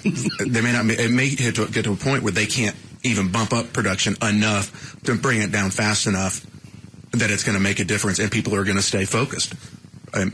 Like Bush said today, let our nuclear plants run more. It's a nice, clean, for the most part, energy. They can pump out a lot of it. They're not full production. Why? Because basically regulations. No, Glen Rose is only online 40-50% of the time. Turn on the John. Why? You better like that bitch, huh? No, really. It's already pumping. I did not know that. Oh yeah, no, none of our nuclear reactors. Why? Because environmentalists. I love this show and the learning aspect of it. I had no idea that we weren't using our nuclear plants. We have them built. Why? Why do they have all those domes in Comanche Peak? Was it 2 of them? Yeah. 2 great big concrete. Pumping out the juice. Yeah. Baptize me. Only runs half the time. Yeah. Because, I mean, it goes back to... Yeah, you know what? I don't care anymore. We're fools. We've welcomed any of the catastrophes that we're experiencing. Anything we're going through, we ask for. Well, yeah. You don't want to conserve. You want to drive gas-guzzling vehicles. We're doing all of it. Now we're suffering because gas is going to go over $4 a barrel, up to $10 in the next 2 or 3 years. Is that right? Yes. We asked for it. We got nobody to blame but ourselves. But what can we do right this minute? I believe it's too late. And by the time they get something figured out, I'll be dead, and I don't give a rat's ass. You're going to be dead. I will. No. That's God's great joke. You'll be alive till you're 90. You'll see to it. Do we need to break? Yes. All right. Gavin will be leaving in 25 minutes, won't he? Yes, he will. Yes. For the game. And the Stars are playing who tonight? San Jose. Game 3. Do they need to win this one? It would be great. I mean, they're up 2-0 in the series. If they lose, they're not out. No. Okay. They're up 2-0. But still a big game for Gavin. Huge. And it starts at 6:30? Yes. Okay. Why? Nothing. What are you doing? Someone thing he enjoys.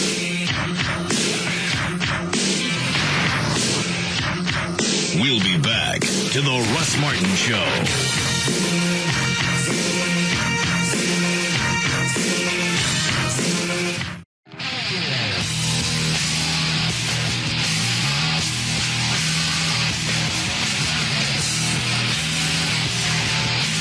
Now, back to the Russ Martin Show.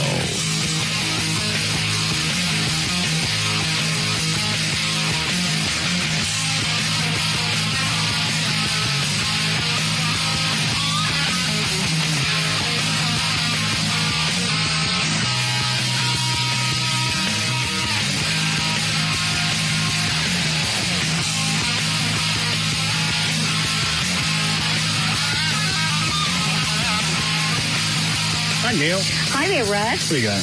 I've got Frank Kent Motors to bring you this update, because it certainly wouldn't be Russ Martin Automotive. In DeSoto, it's real heavy on southbound 35 at Beltline Road. It's where you see the brake lights, no particular reason. On I-30 eastbound, just crawling along from downtown Mixmaster around to Grand Avenue. 75 Central, both ways between downtown and LBJ is real heavy. Not a whole lot of problems as far as accidents. There is one problem in Arlington on southbound 360 before Lamar. It's in the left-hand lane, and that traffic already crawling. On the side streets, though, Oak Lawn at Fairmont, there's a crash. Westmoreland at Jefferson. Prairie Creek at Elam in Pleasant Grove, and then Skillman at Lover's Lane, and then you're going to have that heavy traffic getting to the AA Center for the Stars game. I'm Gail Lightfoot on the Russ Martin Show. Thanks, Gail. 51 for the low tonight. Tomorrow, mid-80s. Warmer even on Thursday, almost 90. 81 degrees now at Live 105.30. Did he have his door locked? Yeah, I think he's on to us. I can see Gavin on the camera in his office. He had his pants off down to his boxers. I said he's down his underwear. Go in there and take them off. You leaving already? Yeah, I'm getting ready. All right. What are you putting on? I can't tell. I have my Under Armour thermal shirt on. Is it cold out there? It's cold in the arena. I made the mistake of going how I normally dress when I went with him last time. Yeah, it's cold. He's right down on the ice where he sits. All right. All right, have a big time. Still here. All right. Enjoy yourself, JD. Point it out. It's the only thing you enjoy. No reason I should take it all. All right. You got more news, Dan? I certainly do. All right. 5:50. Dan O'Malley's here with news. Thank you, Russ. Well, here we find out that you pay 58 cents in taxes on every gallon of gas. Out of every dollar, 74 cents covers the cost of the crude oil. That works out to about $2.66 per gallon and leaves 94 cents per gallon unaccounted for. So where does that 94 cents go? Almost 58 cents per gallon goes straight to taxes. Of that, the federal government sees around 18 cents, and the state takes almost 40 cents. More than 25 cents goes toward oil refining costs, and nearly 11 cents pays for marketing and distribution costs. Why do they need marketing? Yeah, that sunk in about the time you said that. Yeah. We're going to put a billboard, you know. Buy gasoline. Buy something today. We believe in gas. I wasn't going to do that, but okay. You talked me into it. I never would have thought. Hang on. Hold on a second. 11 cents out of the dollar per gallon. That's just part of their profit margin. That's not part of the tax. We ain't paying to advertise. Taxes. No, not through taxes. Okay, well, you started the story 58. All right, I got lost. That doesn't make any difference. It still throws me. Why do you need to market? Well, they want to tell you, come get our gas. We're the best. We're stop and go, and you're going to get rid of it sooner or later. I know, but they're going to market their stores specifically. Come to Racetrack. You can then give me something. What do you want? I'm giving you gas. No, I'm buying it. At least back in the 60s, 70s, I think it was mostly the 60s, you get stuff. Why do they do that? You had to be there anyway. Why get a Dallas Cowboy glass or wherever they're giving away that week? Maybe it was more competitive. I don't know. Everybody had their own marketing thing. You had to, then it was it Enco, Chuck? Tiger. Long before Exxon. Yeah, Tiger in your tank. Yeah. You get a little Fina with Flash. Fantastic. Mm-hmm. I think we're dating ourselves. The other guys in the room are going, huh? I remember Shell used to do the Dallas Cowboy glasses. And they give you all kinds of crap, and each week it would be something different. If it was a set of glasses, one time you get the Roger Staubach. Right. Sometimes you get screwed, you get the John Nyland. Then you go back to see what else was next. Exactly. Every week they gave something away. Keychains, little tiger heads, the little tiger tail that you stuck out of your gas tank. I forgot about those. Uh-huh. Yeah, now you don't get nothing. You go and you pay for it, and they go, hey, mama. Come again. Why do they need to market? We gotta have to go there anyway. All right. Go ahead, Dan. Okay. More than half the teen girls taken from the polygamous compound in West Texas have children or are pregnant. A total of 53 girls between the ages of 14 and 17 are in state custody after a raid 3.5 weeks ago. And there are still people complaining about some type of separation of church and state. This is a religious compound. Why are we in there disrupting these families? Because they're raping small girls. You can't. I'm sorry. Well, that's absurd. I haven't heard anybody say that. Yeah. I actually heard it. I think it was on Ernie and Jay today. It was either on their flip off or it was just a caller. Thanks for making that noise, Chloe. It was just a caller that said, "I'm really starting to have an issue with this. Where does it stop? What is the line? It stops when you're breaking a pretty big law inside your. It's like inside your house. You can't kill people and get away with it. Hey, it was my house." What the people arguing this, what they don't calculate is, since the government can't really challenge any religion, I can set up anything I want. Yeah. And say, as part of our theology, we're going to have statutory rape. We're going to dress capuchin monkeys, like Tattoo from Fantasy Island. Well, you could probably get away with this. You throw anything you want in there. The veil of and because it's a religion, the government can't challenge it. All right, well, I can stick all kinds of illegalities in there. Then what?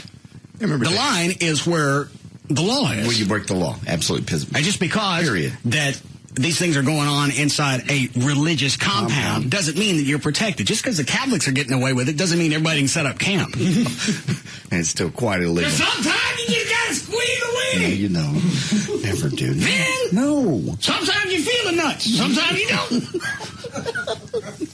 What, Trey? That's David Koresh. It's a perfect example. He had illegal weapons. He was having sex with underage girls. Sooner or later, the government, had to go in. I don't get how you can even argue from the stance of separation of church and state. Yeah, the theory of separation of church and state didn't apply to illegal.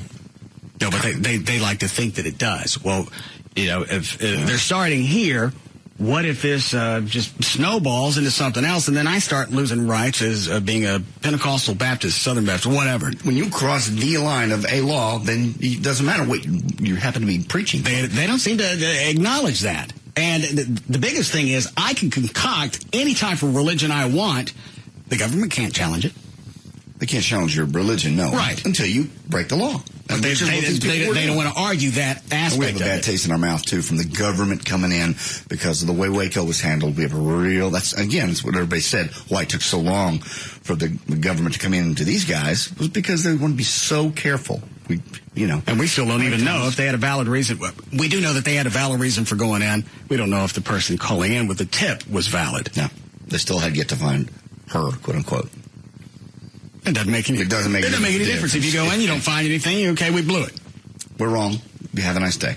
But obviously, they hit the mother lode for pedophiles. Yeah. No. Which is nothing short of just contemporary slavery. You have these kids, and you screw them, and you keep them in the compound. And you keep them stupid. I mean, you keep them absolutely uneducated for the most part. Was there any more to that story, Dan? No, you got pretty much the gist of it. So like half the girls. Go ahead. Hold on a second. Yes, David. Hey, Russ, I got a quick question. You know, all these kids that got molested by priests, why didn't they take those kids away from the families, that kept going back to church and allowing their kids getting molested by these stupid, priests? Because we don't know that the parents were aware of what was going on with the kids. A lot of times, you scare kids, whether it's any type of pedophile, priest doesn't make any difference. You scare the kids, they don't tell anybody. So you can't hold the parents responsible for that. And the fact that the Catholic Church not only allowed it to happen, but then they start shifting priests around and think that we can handle this in-house. The law of the land applies to everybody. Just because you're in some type of sanctuary doesn't mean that you can get away with that, and their thinking was we could. God forgave. I know that's off track of what you asked, but that's the it's the principle. It's like it's about religious, it's a religious thing, and I think that the government's overstepping their grounds. Yeah, granted, they're committing, a crime, but, they went in there with I guess there was somebody made a phone call. Now they can't even find the person. So it's like, well, who cares? Who cares if they can find them or not? They went in with the thought of this is going on in there. If they don't find anything, then you go, hey, you know what? My bad. You're gone. But look what they ended up finding. So even if they concocted the tip, I don't care. Good point. Thanks, David. And plus, I look at it as if the people of this sect or any other cultish type of society, if they really didn't think there was an issue with it, then why are they off in a little compound in the middle of nowhere where they only stay among themselves? Well, we weren't really aware that was something that was frowned down. That was actually. Did you keep that clip of that one of the guys from the compound? Let me look. What do they call that thing? Was the Search for Zion, yearning for Zion? Yeah. But the Mormon Church has disavowed these 14 and 15 on my mini disc. Go ahead, Trey. I mean, polygamy was outlawed by the Mormon Church. Well, the polygamy you got to take out of this because they didn't register with the state. You got no clue who was married to who. There's no documentation. That one's got to come out. The statutory rape, that one can stay in. Yeah. And to the guy's point about the Catholic priest, there are stories of the horrible things these priests told kids on what would happen to them if they told anybody. And that's what kept them silent for so many years. They said, no one's going to believe you. You're just a kid. I'm a priest. Exactly. Well, it wasn't. What is it, Gavin? Can I have my car back? Where is it? I don't know. Where is it? Yeah, but when you come in? Yes. Okay. Okay, Where was the last place you saw it? In the parking lot. Narrowing it down. We're getting there. And it's not where you left it? No. You up to date on your payments? Yes. I own the car. You bought it outright? Yes. Money from Isabella's? No. No, I paid payments and I paid it off. I have the title. You haven't had the car long enough to pay it off. What are you talking about? I've had the car since 2003. You just bought that car. You don't even know me. I had it since 2003. All right. Well, then you'd think you'd keep better track of it. Oh, jeez. You lost it? Where's the car? I don't know. Well, I don't know either. Well, don't drag me into your confusion. So let me get this straight. Just a random car decides to leave. Happens every day. This is Dallas. Cars are stolen inside a gated fence? Yes. This gate ain't always locked. I understand that. How do you know it wasn't stolen? Why are you coming to me? Oh, I don't know. You like to do these things to me. Did anybody move Gavin's car? I did not. No. Anybody? Nope. I did. It's parked out front by the Spitalville door. Your keys are still on your desk. You're welcome. Are you leaving now? What? Are you leaving now? Yeah. I'd like to see a game. I like the luxury of being able to leave, even though I'm still on the clock. Fine, let's go tomorrow night. I'm going to go now. Well, no. Isn't tonight a big game? Big game tonight. Huge game. So is tomorrow night. You have seats for tonight? Yes. I want to go. Well, can we get in? Oh, we can get in. You can. Can all of us get in? Man, I think it's sold out. Scalpers? Oh, yeah. Oh, yeah, I forgot. All right, come on, we'll go with you. All right. Oh, sweet. No, don't do this. Is that my computer? Don't do this. Flo, come over here and run the board. No. No. You want me to grab best of or just whatever? We'll let Chloe do his own show. Okay, fair. That's good. What? No. It's a close show. Let's get him. Let's go. What am I going to talk about? No, seriously. My foot's down right now. All right, fine. So are ours, out the door. Yeah. Talk about hangover tips or something. Okay. Serious. Come on, Gene. No, I can't leave if you guys are leaving. I guess I'll talk about what I know best. About how not to vomit. Chloe! About hangover cures. Come back here! Talk about also the way how to get out of DWIs.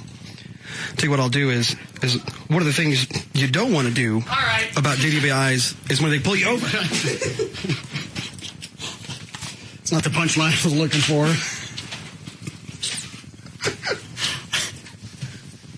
I'm sitting in Gavin's office listening to Chloe. Here's the way I beat DWIs every time. Oh, God. You guys didn't hear that? No, I was trying to turn the speaker on in the office. Keys. It's a surefire winner. Almost got to my point. Put it on MySpace. Not what to do, what to do. Oh, Lord. Gavin's got his car. Let's go back to news. Okay. By the way, is he going to wear like a jersey over his Under Armour thing? I don't care. Okay, I was just curious. Well, speaking of the Stars, they have some important numbers on their side heading into Game 3 of the Western Conference semifinal series against the San Jose Sharks. What were the first couple of things that I missed? As soon as I got to Gavin's office to listen to the speaker, you said something about vomit. Oh, ways not to vomit, hangover cures, and how to beat DWIs. It's going to be a big hour. I almost want to listen now. No. All right. So anyway, against the San Jose Sharks tonight at the AAC. I bet we get calls on this. After winning the first two games of the series, Dallas puts itself in a special group. In the history of the league, teams have gone up 2-0 in a best-of-7 series 285 times and ended up losing those series only 37 times. That's an 87% victory rate. So that looks good for our Dallas Stars. Were you able to get most of the gas out of Gavin's car? Yeah. All right. Good. The Philadelphia Eagles have sued their former wide receiver, now Cowboys wide receiver, Terrell Owens, for bonus money he has not yet repaid to the team. The suit for nearly $770,000 was filed in district court on Monday. Owens lost an arbitration earlier this year, a ruling calling him to repay $1.7 million in bonuses the team paid him when he played in Philly. Owens lost $965,000 in salary from the final 5 games of 2005 after the team withheld game checks. Now, what is the trouble that was a baseball player and the fat chick country singer? Roger Clemens. Did they contend he was screwing her when she was 15, or they were just enjoying some type of family relationship? It was the official line is the second. It was just a relationship, but everybody says, why would a 28-year-old baseball guy be hanging out with a 15-year-old girl unless she was doing something? Was she a country singer then? No, she's only made it. God, I want to say in the last 5-6 years, and then she had this terrible out of control spin. She's been arrested for DUI. She's beat up her mom. And now you know that people are going to go back and extrapolate from that. Possibly she's in the situation she is now because of things that happened in her teens. Even her mother has said, we knew that the baseball guys would come over to the house. Lady, there's a reason 28-year-old baseball stars are coming to your house. Your daughters. Did they come to see anybody else or just... hang on. How did she start the relationship with Clemens? Because if she wasn't a country singer, what's the tie? They met in a bar. She was singing karaoke. And obviously... Why was she in a bar at 15? I'm sure it was like a bar or restaurant, All right. Okay. So far, it's very innocuous. And obviously, she's very talented and said, I think he got all the players' autographs jersey and sent it to her. And from then on, they had some kind of relationship. He would send her money and when she was having problems. And then the word was FedEx boxes full of money. Untraceable. That's somebody you don't want talking, obviously. Maybe he looked at it, and I'm not being cute, as it's like what Big Brothers, Big Sisters. what they do. Yeah. You take a child, and if there's no father in the family, I'm going to guess she didn't have one. Not to my knowledge. All right. Then you take that role. That doesn't mean something's going on. And she would just because he comes by to visit doesn't mean, what's the noise? It doesn't mean that's always happening. What's happening? She would throw herself, there's no way to prove that. Throw herself birthday parties when it wasn't her birthday, and the Red Sox would come over. The entire team? Several of them. Not the whole team, but a bunch of them. And her mother wasn't there when all this was going on. Dad, red flags. It's spring training. They're away from home. I don't believe that's part of spring training. Now, has Clemens addressed any of this yet? His lawyer has. I don't believe he has made any statements. He's going to win. Seriously. He's going to go back and go, I should have just shut the F up. I was on roids. Still got him. We're hanging on my arm right now, see? Man, I had a whole house just to store roids. It wasn't a day in my life I wasn't on roids. Because we'd look at this for a while. Forget about this relationship with this fat chick. We don't want to talk about that. We want to talk about the young lady. My feet grew 8 sizes in 8 months. Don't care anymore. Roids. Don't care. 15-year-old. Well, you can't. You can't go back and prove it. And if everybody will keep their trap shut, you'll never know, really. How did this information get out? In that lawsuit with his former trainer, the defamation, I guess they did some discovery work of their own. And it's an anonymous source from the New York Daily News. Look what we found. I don't know. I guess there's any way to go back and deny it. No. Because I'm going to guess McCready's family has already said, there was some type of relationship, but it was very platonic, almost parental. A lot of people knew about it, apparently, the relationship, but as far as actually walking in and seeing her do something with him, no, there's no proof. Now, is she by any chance trying to make a comeback in her career? I don't think so. Why do you think this would be the PR to be that big spark? Well, you're out. I mean, it puts her in the news. She was in the news a lot when she was wigging out getting DWIs. Possibly she should visit with Chloe. And getting the crap beat out of her by her boyfriend. Yeah. All right. Go ahead, man. Okay. General Motors chairman and CEO Rick Wagner's compensation package for last year has been valued at $15.7 million. That's 64% more than 2006 when the package was worth just $9.57. GM spokeswoman Julie Gibson says much of the increase is stock incentive awards that are based on future performance. He earned $1.5 million in salary and no bonus last year, but he received $1.8 million in incentive awards and stock options. GM lost a record $38.7 billion in 2007, largely due to a charge for unused tax credits. Without those and other one-time items, the company lost just $23 million. How do you explain that to the people that are not working for GM anymore? That production has slowed, and you got people, this CEO? Mm-hmm. How do you explain it with CBS? You got people that were laid off, news people? I don't want to talk about Columbia Broadcasting System. All right. Every time I think about that, I start to churn. Yeah, they said first quarter revenues for radio side was down 9%. For CBS or radio in general? CBS. Where'd you hear that? Oh, it was on a radio information site. And what is that supposed to mean? It means you got a great CEO. He's making a lot of cash. He's making a ton of cash, but the company's hemorrhaging money. Well, obviously we're hemorrhaging money. We're giving it all to Moonraker. And Katie Couric. Why they don't... I don't know how you don't immediately bail on that. She's had a year? Just about, yeah. I don't care how much face that you're really trying to save. Why didn't you think about saving stocks and revenue by moving her to the CBS Morning News? Stick somebody on there. She obviously can draw people there. Morning crowd, right. She never should have been reading the news. And the ratings came out last week. They're down. I can't believe they could go any further, but they're actually down again for the nightly news on CBS. And there's nothing that they can do to revamp that. No, what are you going to do? The famous, let's change the set? Yeah. We done paid Sajak about 6 times. Change the set and change her hair. It's not the talent. It's the furniture. How many times did you see that happen? And you didn't have to do that with Dan Rather or Walter Cronkite or anybody else. Why is it you got to go and renovate because Katie Couric's stinky clam is sitting on the set? And I actually believe they've renovated once already. They need to renovate one more thing. You just look at her. She has no... I guess there's something, you want some credibility in the person reading the nightly news. And you're not going to take, that's why I don't get, they thought she would have any credibility. She was doing a perky morning show. Any serious interview that they gave her, she blew. Oh, yeah. There was some type of security breach at one of the airports. So, well, couldn't you just wing him? I forgot about that. As an air marshal, he goes, couldn't you just shoot him in the leg? Yeah, there's no reason to actually kill people. I would like to shoot your ass. And they decided that was nighttime material. Yeah. Lead the news. Hard news. Real news. I wonder if they thought that was going to bring a new demographic to the nightly news of women. It has. It succeeded. But it's also raped us of the other demographics. People who actually watch television. They report to Nielsen. I don't know what we got, but we're probably number one in it. Do we need a break? Yes. Is that the only reason you brought up this GM story? Mm-hmm. Thank you.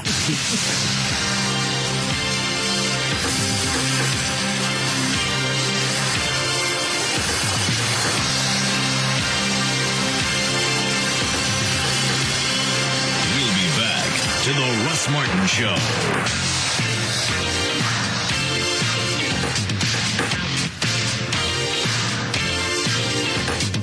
Why would you listen to anything else? The Russ Martin Show.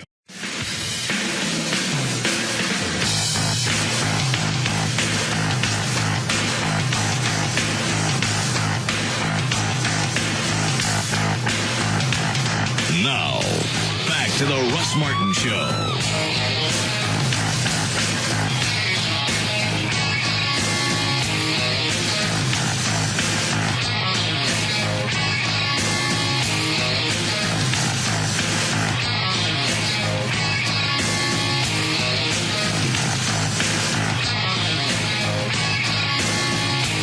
Gavin never called, so obviously he made it to the game. Or he's walking to the gas station. Or maybe he won't make it home. What do you got to ruin everything for him? He comes in here and does his job. He just really works hard and tries to make the show fun and funny. And the one time he likes to get away and forget about all the problems in the world is the Hot Stars game. You want us to siphon the gas out of your truck? Little bastard, I hope he's walking.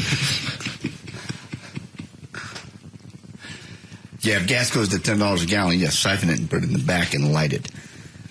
What? If gas goes to $10 a gallon.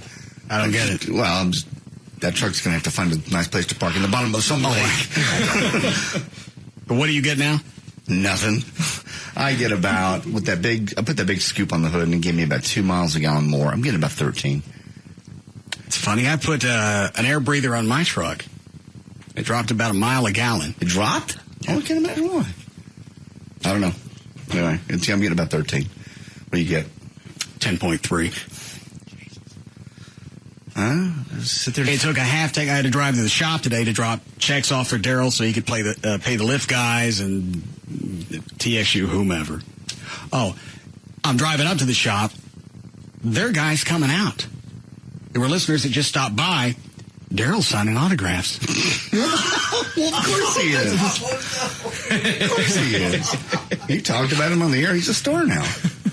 They still got one left. I walked in. I heard the guys talking about it as they're walking out. Signature. I walked in and went, when your appearance is over, I can write you these checks. Can I bring some T-shirts next time you come out? Oh, and I'm low on koozies. Key change. Can I get those little headshot things that you guys have so I got something to sign? Because one guy, he was just signing the receipts off of different things we got in the mail. Because he didn't have his headshots ready. I understand. Well, those will be ready in a few days. He'll be the only GM of an automotive shop that's going to actually have to take headshot photos. Mm-hmm. And he will. He was wound up about it, and I only saw 3. I don't know how many people, because Daryl's been at the shop all week, or the last couple of weeks, getting things ready. How many people have come and gone? Yeah, they're just going to drop in to see Daryl, the famous Daryl. He said he went outside. One guy had him come outside to get a picture with Daryl and the sign in front of the building. That's going to be a lot of fun. A lot of storylines that are going to come out of this. I went out and took it to the lifts. Those are some big bitch lifts. You got how many now? 4? Yeah. Bigger than what you have at the house? Yeah. Really? How tall are those ceilings, Chuck? 12 feet, maybe. They're taller than that because the lifts look like at least they were 11 feet tall. Yeah, I think that ceiling's about 15 at least. So that and the brake machine, and we should be able to open. Excellent. You going to still open on the 5th? Did you say, May? Let me look. That's what Daryl said. We're not going to make it by the 1st. Because the 1st is what, Thursday? Yeah. Yeah, we should be able to make it by Cinco de Mayo. Did you get the problem solved with the dumpster? I don't want to talk about that. Why? Where's the dumpster? It doesn't matter now. Why? The dumpster was supposed to be there Friday. Not a big deal. No. Just something everybody has. You think nothing of it. No, of course Got not. a dumpster. Mm-hmm. It was supposed to come Friday. Didn't. I already told you that. Yeah. Daryl called him Saturday. Where's the dumpster? Well, it should be there. Well, we don't see it.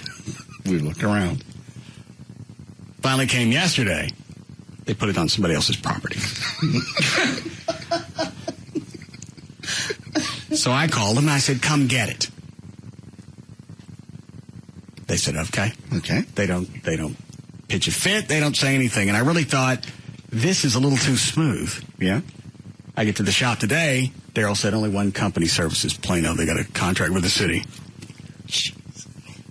Call them back. I apologize. So, yeah, I got the dumpster thing handled. Everything is going to be a story with this place. Who would have thought only one dumpster company's got the contract with the entire city? We'll be glad to come get it. Call us when you want it back. That's exactly. She goes, all right, I'll file the paperwork. Go ahead. And I'm sorry for the problems that it caused. All right, then. And she hung up and went, yeah. Dildo. I love days like this. Because I told her, we don't need it. All right, fine. We'll get somebody else. Bye. And then Daryl hits me with that. All right, fine, call them. Or just throw it next door in the Sam's parking lot. I don't care. No, you can't do that at Sam's. So, yeah, we got a dumpster. Good. Lift, dumpster, brake machine, you're almost ready. You got to get oil and all that stuff. That was installed today. Oh, the oil, really? Yeah, the Valvoline came in, put in the oil tanks, the cleanup sinks, everything that you're supposed to have. I'm going to come out and see it. Cool. Because when I was there, it was empty, and it was cold. It wasn't cold after you flipped on the heater. That's why you have a heater. The heater is to heat up the shop, not you. Did you heat it? By the way, did you flip my heater on my pool Saturday when you were over there? The hot tub. Why? Just to check it. You didn't turn it off. Sorry. That's why I only charge $25 a week. What's wrong with you? That cost me cash. You turn the heater on in a 3,000 square foot shop just to warm your dog ass up. You go sit in your truck and you turn on the heater. 10 minutes I had the heater on at your shop. The heater was on up until Saturday night. I just remembered that. Well, that obviously was an accident. It was not an accident. You can't accidentally turn my heater on. You have to flip the switch. No, you have to flip the switch and turn the thermostat up. Yeah, you're right. Ass. Sounds intentional. It was. You just forgot to turn it off. No. Oh. You're getting back at me for turning your heater on? Let's see. God. So you just came over to my house to terrorize me, not to clean the pool like you said. I cleaned the pool. I went through the chemicals. I checked your pH balance. I even brought muriatic acid.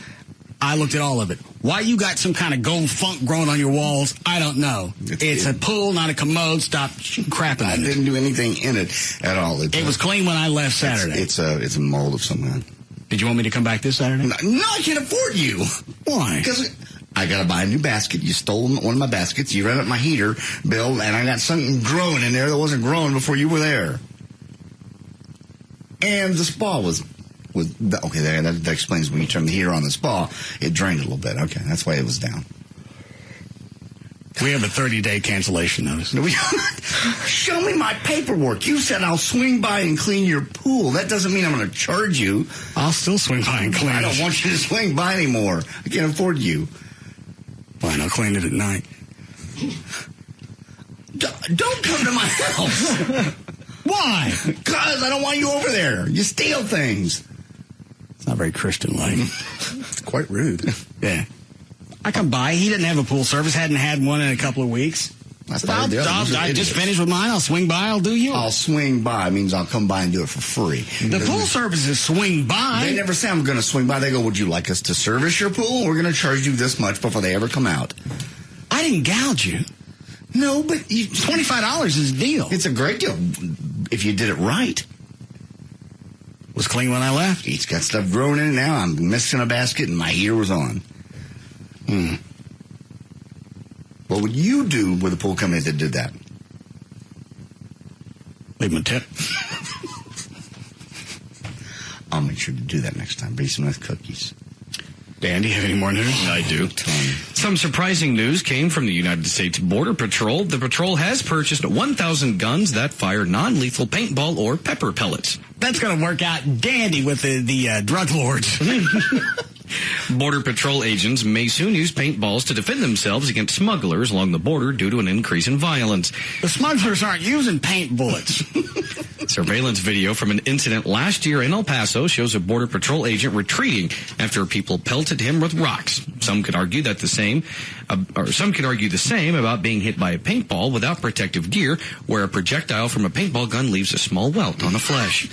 Small welt or not, human rights activists say it's a bad idea, even for a line of defense. There was just a story about Tijuana. There was a big drug cartel gunfight, like 13 people dead, bullets everywhere, and that's pretty close to the border. What are they going to do? Yeah, it's not going to stop. Just because it's on Mexico's side doesn't mean that the drug lords are going to respect the border. No. It's going to. In fact, it's already moved its way into western parts of Texas. Mm-hmm. Well, we got the paint guns. We're set. Yeah. Maybe we get a few Rough Rider BB guns. Red Rider. I got you. No, protects us very well. Slingshot? No. Sorry, that was stupid. Yeah. Incredible. American Airlines, the last holdout among major U.S. network carriers, announced Monday that it will begin charging its coach passengers $25 if they check a second bag. American said it would begin assessing the fee for economy class tickets bought on or after May 12th. You know what? I've got an answer, and I thought about this because this story's a couple of days old. Yeah, yesterday. All right. Here's the answer to this. Okay. Is each passenger on their ticket is allocated so many pounds. Fair. You don't. That's not just for the passenger. That's anything that you're going to drag on. Each passenger, you say you give them 250 pounds. Okay. That's you and your luggage. Anything over that, you're going to pay a premium. As you do any. If you weigh 250 pounds, you don't get no luggage. Or you have to if you weigh 150, you get a little more baggage. Why not do that? That way you don't have the civil rights groups jumping your ass. You're discriminating against fat people. That's what they're doing. No, we're carriers. We transport. We've got fuel cost. We have to pay for it. Here's what you're going to get for your ticket. We'll spiff you 300 pounds. You go over that, you're going to pay it, whether it's in luggage, carry-on, or your fat ass. It makes sense, but you're right. They're still going to go. You are discriminating. Period. I am not. You are FedEx.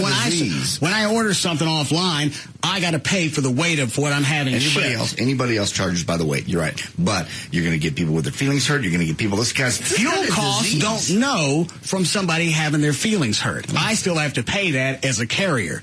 I'm shipping you, I'm shipping your luggage. You weigh more than 200-300 pounds, you're going to pay a premium.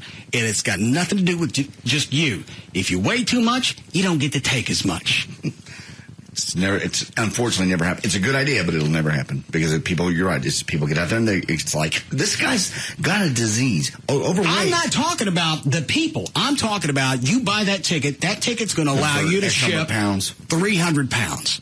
That's what really. If you weigh 300 pounds, you get to ship nothing else but you. And if you weigh 400 pounds, you're going to charge me more. Yeah. Because now you've gone over the allotment for that ticket. I'm selling you a ticket to ship 300 pounds to L.A. You go over that, you're going to have to pay more. a great idea. And then, you know what? The airlines may get down to the point where they have to do that. Well, they're already getting close because they're saying you carry on more luggage than we normally allow. You're going to pay for that. I think they used to give you 2, but now they're giving you 1. Is that the whole story then? Yeah. It's just the $25 for your regular passengers. All right, go ahead. An inmate awaiting trial on a murder charge is suing the county, complaining he has lost more than 100 pounds because of the jailhouse menu. This tough. Go to the next story. You have the story of the guy today that was released in Dallas after being locked up for 26, 27 years. I can pull it up real quick. It was one of the lead stories on all the news channels. Certainly nothing you want to focus on. You don't want to beat something to death. Got to be contemporary. You don't want to actually do news.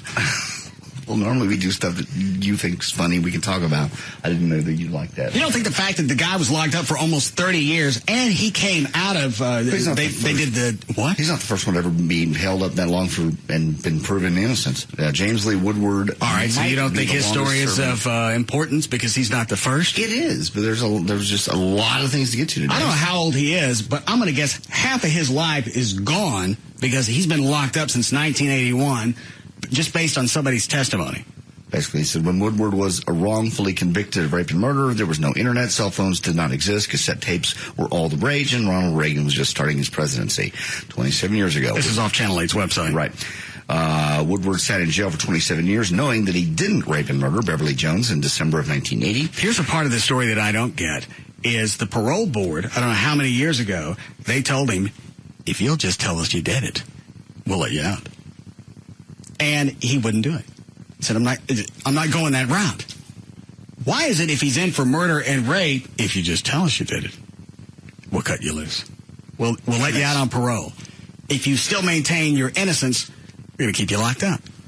I guess maybe if they weren't going to let him out. Yeah. Oh, so you admit you murdered the woman? Yeah. Well, we don't parole murderers. You just told me you'd let me out. You ever have a chick pull that on you before? Get your ass back in there.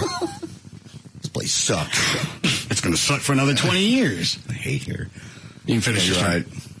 Let's see. It said, thanks to 21st century DNA technology, of course, 1,000 man-hours of work and the support of the Dallas County District Attorney Craig Watkins, Woodward's conviction was overturned. He said, now I just want to walk outside and make sure that it's not a trick. When asked what his first meal as a free man would be, Woodward said it wouldn't be anything extravagant, but a good old-fashioned hamburger. Not bitter, wasn't pissed at anybody, wasn't pointing fingers, didn't blame the family, didn't blame the DA, didn't blame anybody. He said, I want to go outside, I want to be self-sufficient, I want to find some place to live, that's all I want. I just think I come out of prison after 27 years of not doing anything. And you didn't do it? Right. And the first thing you do, I'm going to rape some people. No, you can't. 27 years, I'm going to rape until I think we're square. Well, I'm going on a rape-a-palooza. You can't do that. Rape. Well, that's against the law. I don't even scream at myself when I'm doing it. Rape. You know, I don't know how you're locked up for 27 years. I think knowing that you had nothing to do with it. The parole board gives you the opportunity to get out. All you got to do is tell us you did it, and we'll let you go. There's something awfully fishy about that. That's not fishy. They're not going to do it. He's going to admit it and go, well, sorry, murderers stayed locked up forever. And now you don't get to come up on parole anymore because now we know you did it. In fact, that might have even just eliminated any chances of parole if you said, I didn't. I did it. Well, they would have stopped certainly working on the DNA evidence if he admitted it. Move on to somebody else. That's right. And he said in his statement, he said, I knew one day I was going to be exonerated. 20. I'd give that up after about the first couple of years. I'd say, if I really knew that was going to be the deal, you just tell us you did it, and we'll let you out. Fine, I did it. I did a lot. I did it 2 or 3 times. Really? Yes. Go sit down. You sell. Yeah, you said I could go. See, we say a lot of things around here. Yeah, I was even thinking about this today. I was watching the story. Can I let him work in the shop somehow? Yeah. It was just the mentality that he came out with. I think probably you look at the guy and have no clue he just got out of prison. No, especially after being wrongly accused and losing almost 3 decades. I saw him come out and jubilant I mean, but it looked like he was, I mean, obviously he was celebrating something, but you just never, because I'm with you. I would be so angry at the world for most of my life being gone. Yeah, it's something you can't, when you get ready to die, it's not, somebody comes up and goes, all right, you lost 30 years here. We're going to spiff you 30 because you got dicked around. I think probably the anger thing that he undoubtedly had at first. I bet after 10 years of telling you a story, knowing you're innocent, after 10 years of just, okay, this is just the way it's going to be, I think you're just beat. I think it's just going to get worse. The longer that I'm in there, that I'm locked up for something I had nothing to do with, and they said a lot of the inmates that have been released, the convicted felons, all came from the same era, late 70s, early 80s. They got locked up, and you didn't really have enough. Well, you didn't have the test. Well, forget DNA. They didn't really have enough to lock them up for life. Really? Obviously, these all look suspect, or you wouldn't have somebody digging into it. Just because you got a felon saying, I didn't do it, that's really not going to be something that's going to raise a red flag and go, well, let's go and investigate his case. And it's been 1,000 man-hours. Obviously, they thought something was up. I'm going to eat a Jack in the Box taco. Okay. And then I'm going to rape! No, you're not, because you're not a rapist, remember? Unless you want to go back. Well, let's see. Where did I spend the last 27 years? I was in prison for murder and rape! But you're not a rapist. About to be. Very proud of yourself, are you? I can't fathom coming out with a good attitude. I can't either. I mean, and you look at no vocation. I don't know what he's been doing for 27 years, but talking about... You don't? Yeah, I do. What? Talking about, I mean, I would think just a horrible, helpless feeling of, how am I going to survive? I mean, obviously, hopefully. I mean, because I would sue the county. I'd want some kind of restitution. Well, he'll get something, but what? You don't get back. I hate to sound trite, but how do you calculate that? How do you base 30 years of your life? You go out, you rape! Don't rape! Quit saying that, you're scaring me. I wonder if he's got any vocation, short of fighting people out of his ass. No, you learn things in prison. I mean, it depends on where he was. You can read, you can learn things. And there's a shop. He might be able to, you're right, he might be able to repair cars, or at least learn to do it. Well, he's not going to be able to repair cars. You're talking about 30 years. Trained to repair cars. Yeah, and talking about, I'm sure he was in a maximum security. Change oil, that kind of stuff start off. Well, I don't even know I don't know how old he was when he went in. I don't know if you could just have him shuttle parts around, because I don't know if he's got a driver's license. Probably, no doubt doesn't. No place to live, no source of income until somebody starts coughing up cash. It was just, had he come out of prison, pissed off, I don't know that I would have been in the situation where you want to offer some type of help. Yeah, even though he's got every right to be twisted until he's dead. Yeah. It's 27 years of your life just taken away. Where's the chick that accused him? Dead. Oh, okay. It was murder and rape. Murder? Oh, I didn't know it was murder and rape. But I don't know the rest of the case. What is it, Trey? Oh, just the way you said that. What? Where's the chick? Dead. And just made me giggle. That's funny to you. Jesus. Not that she's dead, just the interaction. Oh. Tell us why it's funny. Give us your breakdown. Just the Q&A between you and Chloe. All right. Unplug that mic. As I keep effing up and leaving it on. Do we need a break before Lycus? Yes. 1 minute. Now? Yes. Or in a minute? Your choice. Okay. Go ahead, Dan. All right. Former KDFW TV 4 reporter Rebecca Aguilar spoke out today on KRLD AM 1080 about her termination from and a lawsuit against a TV station. Aguilar appeared with her attorney in the Dallas studio for the Ernie and Jay show.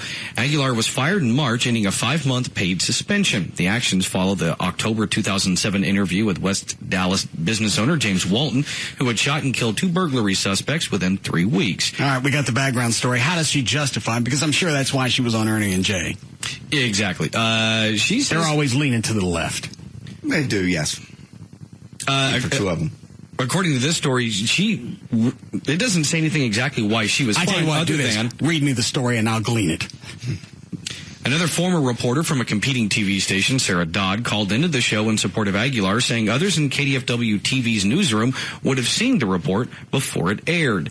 She was suspended less than 2 weeks after receiving the 2007 Broadcast Journalist of the Year award from the National Association of Hispanic Journalists. So you said that back when this first happened, which is she's going down. She's not the only one that should, because there's a director or producer. There's lots of people that saw that before it aired. Yeah, as a reporter, you don't walk in and just hand it to the guy in engineering and say, run this. No, of course not. It's 2 minutes, 40 seconds. Run that after sports. You got somebody who sent you out, on the report, somebody who looked at the tape, an editor and a producer, as well as the director who let it air. But she's on. And possibly, I don't know if the program director gets that involved, but there were enough people why she shouldn't have been the only one to eat it. She still gets to eat it. No, she gets to eat it, but again, they had to knock out somebody. All right, what did she say on Arnie and Jay? Because you said that's the beginning of the story. No, that's actually the crux. All the story is that she was on the show, and her attorney had said that it was a calculated move by the TV station. What did she say while she was on Ernie and Jay? I don't know. I did not hear it. But you brought it up in the story. Yes. Does anybody see what I'm looking for? She was on Ernie and Jay. She said something. Obviously, she addressed this. We didn't get that because somehow we didn't think that was necessary to fulfill the story. And it's going to leave me with a void. I can't sleep. All right, you guys dig up stories like this. If you're going to mention a radio show, get the freaking audio. Okay. Is that difficult? No. Are we vague? Not at all. Is this going to happen again? No. Liars. I'm not. Now I'm tense. Do one more story. He'll like the next one. All right. No, he won't. Read it. No. I'll read it. Weightlifters are more likely to go bald, according to researchers in the God! Told you. Guys who spend 45 minutes in a weight room at least 3 days a week are more likely to go bald because the surge of testosterone you get weightlifting actually thins out your hair. So Larry North makes me fat and bald. Apparently. Well, you were right about one thing. It distracted me. Made you forget about Ernie and Jay. Did it say how? What did it say? 4 days a week? 3. 3 days a week of just doing weights. Weights. Are they talking about heavy weights or just? It just says weightlifters and the testosterone push. And are you still taking the gel? No. Okay. Well, but you haven't lost your hair. The good news is you haven't lost your hair yet, so you can kind of watch for it. Turn around. Let me look. You had that bald spot going in the very top in the middle. What? You did. Did you want to look at it? I just want to see if it's still falling out. Did you really see this as an exit from the Aguilar story? I was just trying to get away from it any way I could. Can we break here? Yes. All right. Load up the flaming sombrero. Pull when we come back. Why? Because you're going to adorn it. Why? Because I wish it. You're losing your hair and you're blaming everybody but yourself. I'm not going to be the only one with hair loss.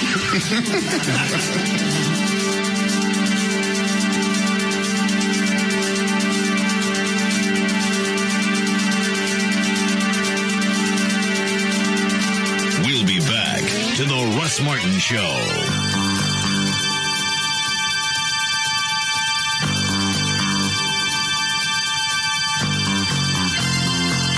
Like nothing you've ever heard before. The Russ Martin Show.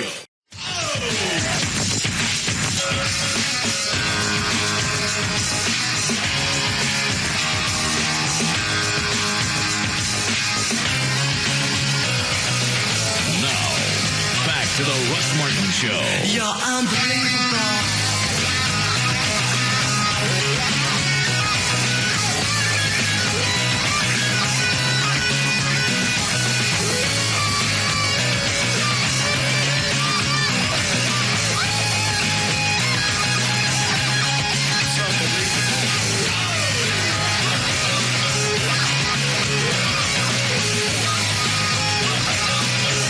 All right, who's got the wireless mic? I do. How long before you're set up? We're pretty much set up. You got everything taped to the sombrero?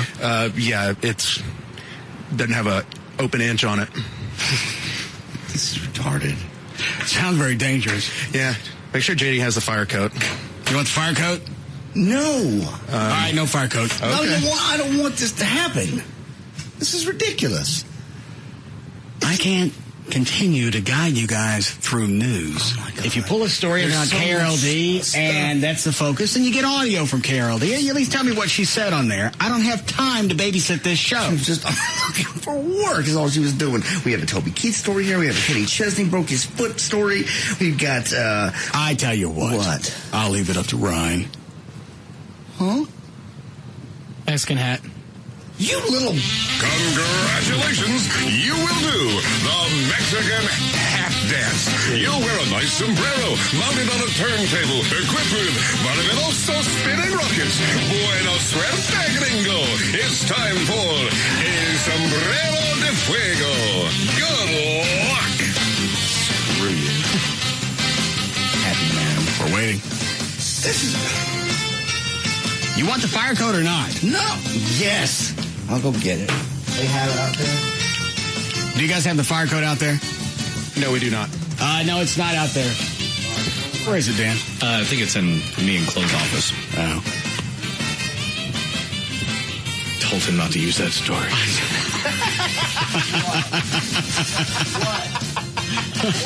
Put on the hat. What? Say it. I begged for the KRLD audio. You have the audio, right? No. You're going to have it, right? No, why would I? So I said, fair boy, moved along. What? Dan said he told you to have the audio. Shut up, David. I hate your guts. You were reading the story. You're the one that picked it. You're the news director, weasel. You're the news director. You're supposed to guide me. I know that is. All right, hold on. It's not on. Chuck, it's not on straight.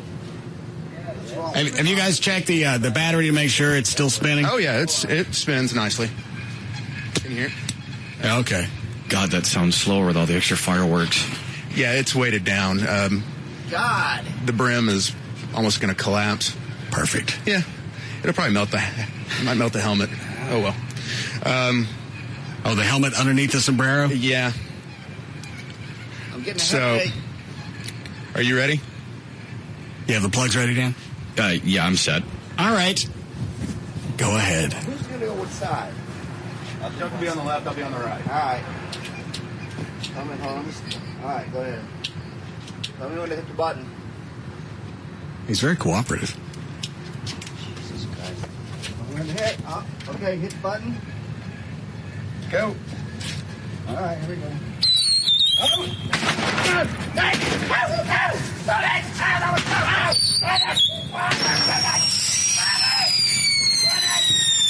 The hell is that one? It's a monster. Ow! That burned me! So much for being cooperative. For more information on the Russ Martin Show, including pictures, videos, and more, go to russmartin.com. To answer any questions you may have about the show, go to russmartin.info. To email the show and during the show only, send that to studio@russmartin.com. Other show websites, johndavidryan.com, DanO'Malley.com, DJClo.com, TreyTrenholm.com, and for Chuck the band manager, ChuckWheat.com. The official liquor store of the Russ Martin Show is Majestic Fine Wine and Spirits. Their website, majesticliquors.com. Russ gets his guitars and band equipment from the Guitar Center. Their website, guitarcenter.com. The official caterer of the show. Hold on, Dan. What are you guys doing? Are you Are they going off in phases, or are you just relighting them? No, the sombrero's on fire, so it's just slowly getting to all of them. Oh, all right. Oh, slow build. So limos, the official caterer, Sugar Babies Barbecue, their website, sugarbabiesbbq.com, and the official site for Live 105.3 is live1053.com. All right, see you guys tomorrow.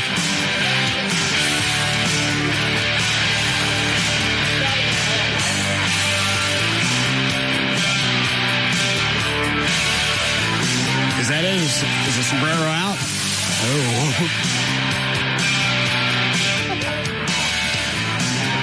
Is that all of them? Me too. Get a fire extinguisher. Taking the fire extinguisher out of the other studio.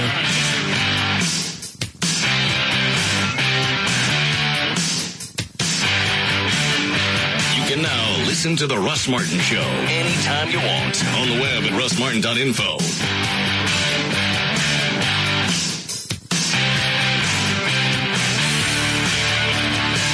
Why are you holding your head? Because I had a headache, and the thing was on fire and it was burning. It was dropping down and burning my legs. So what did we learn from this today?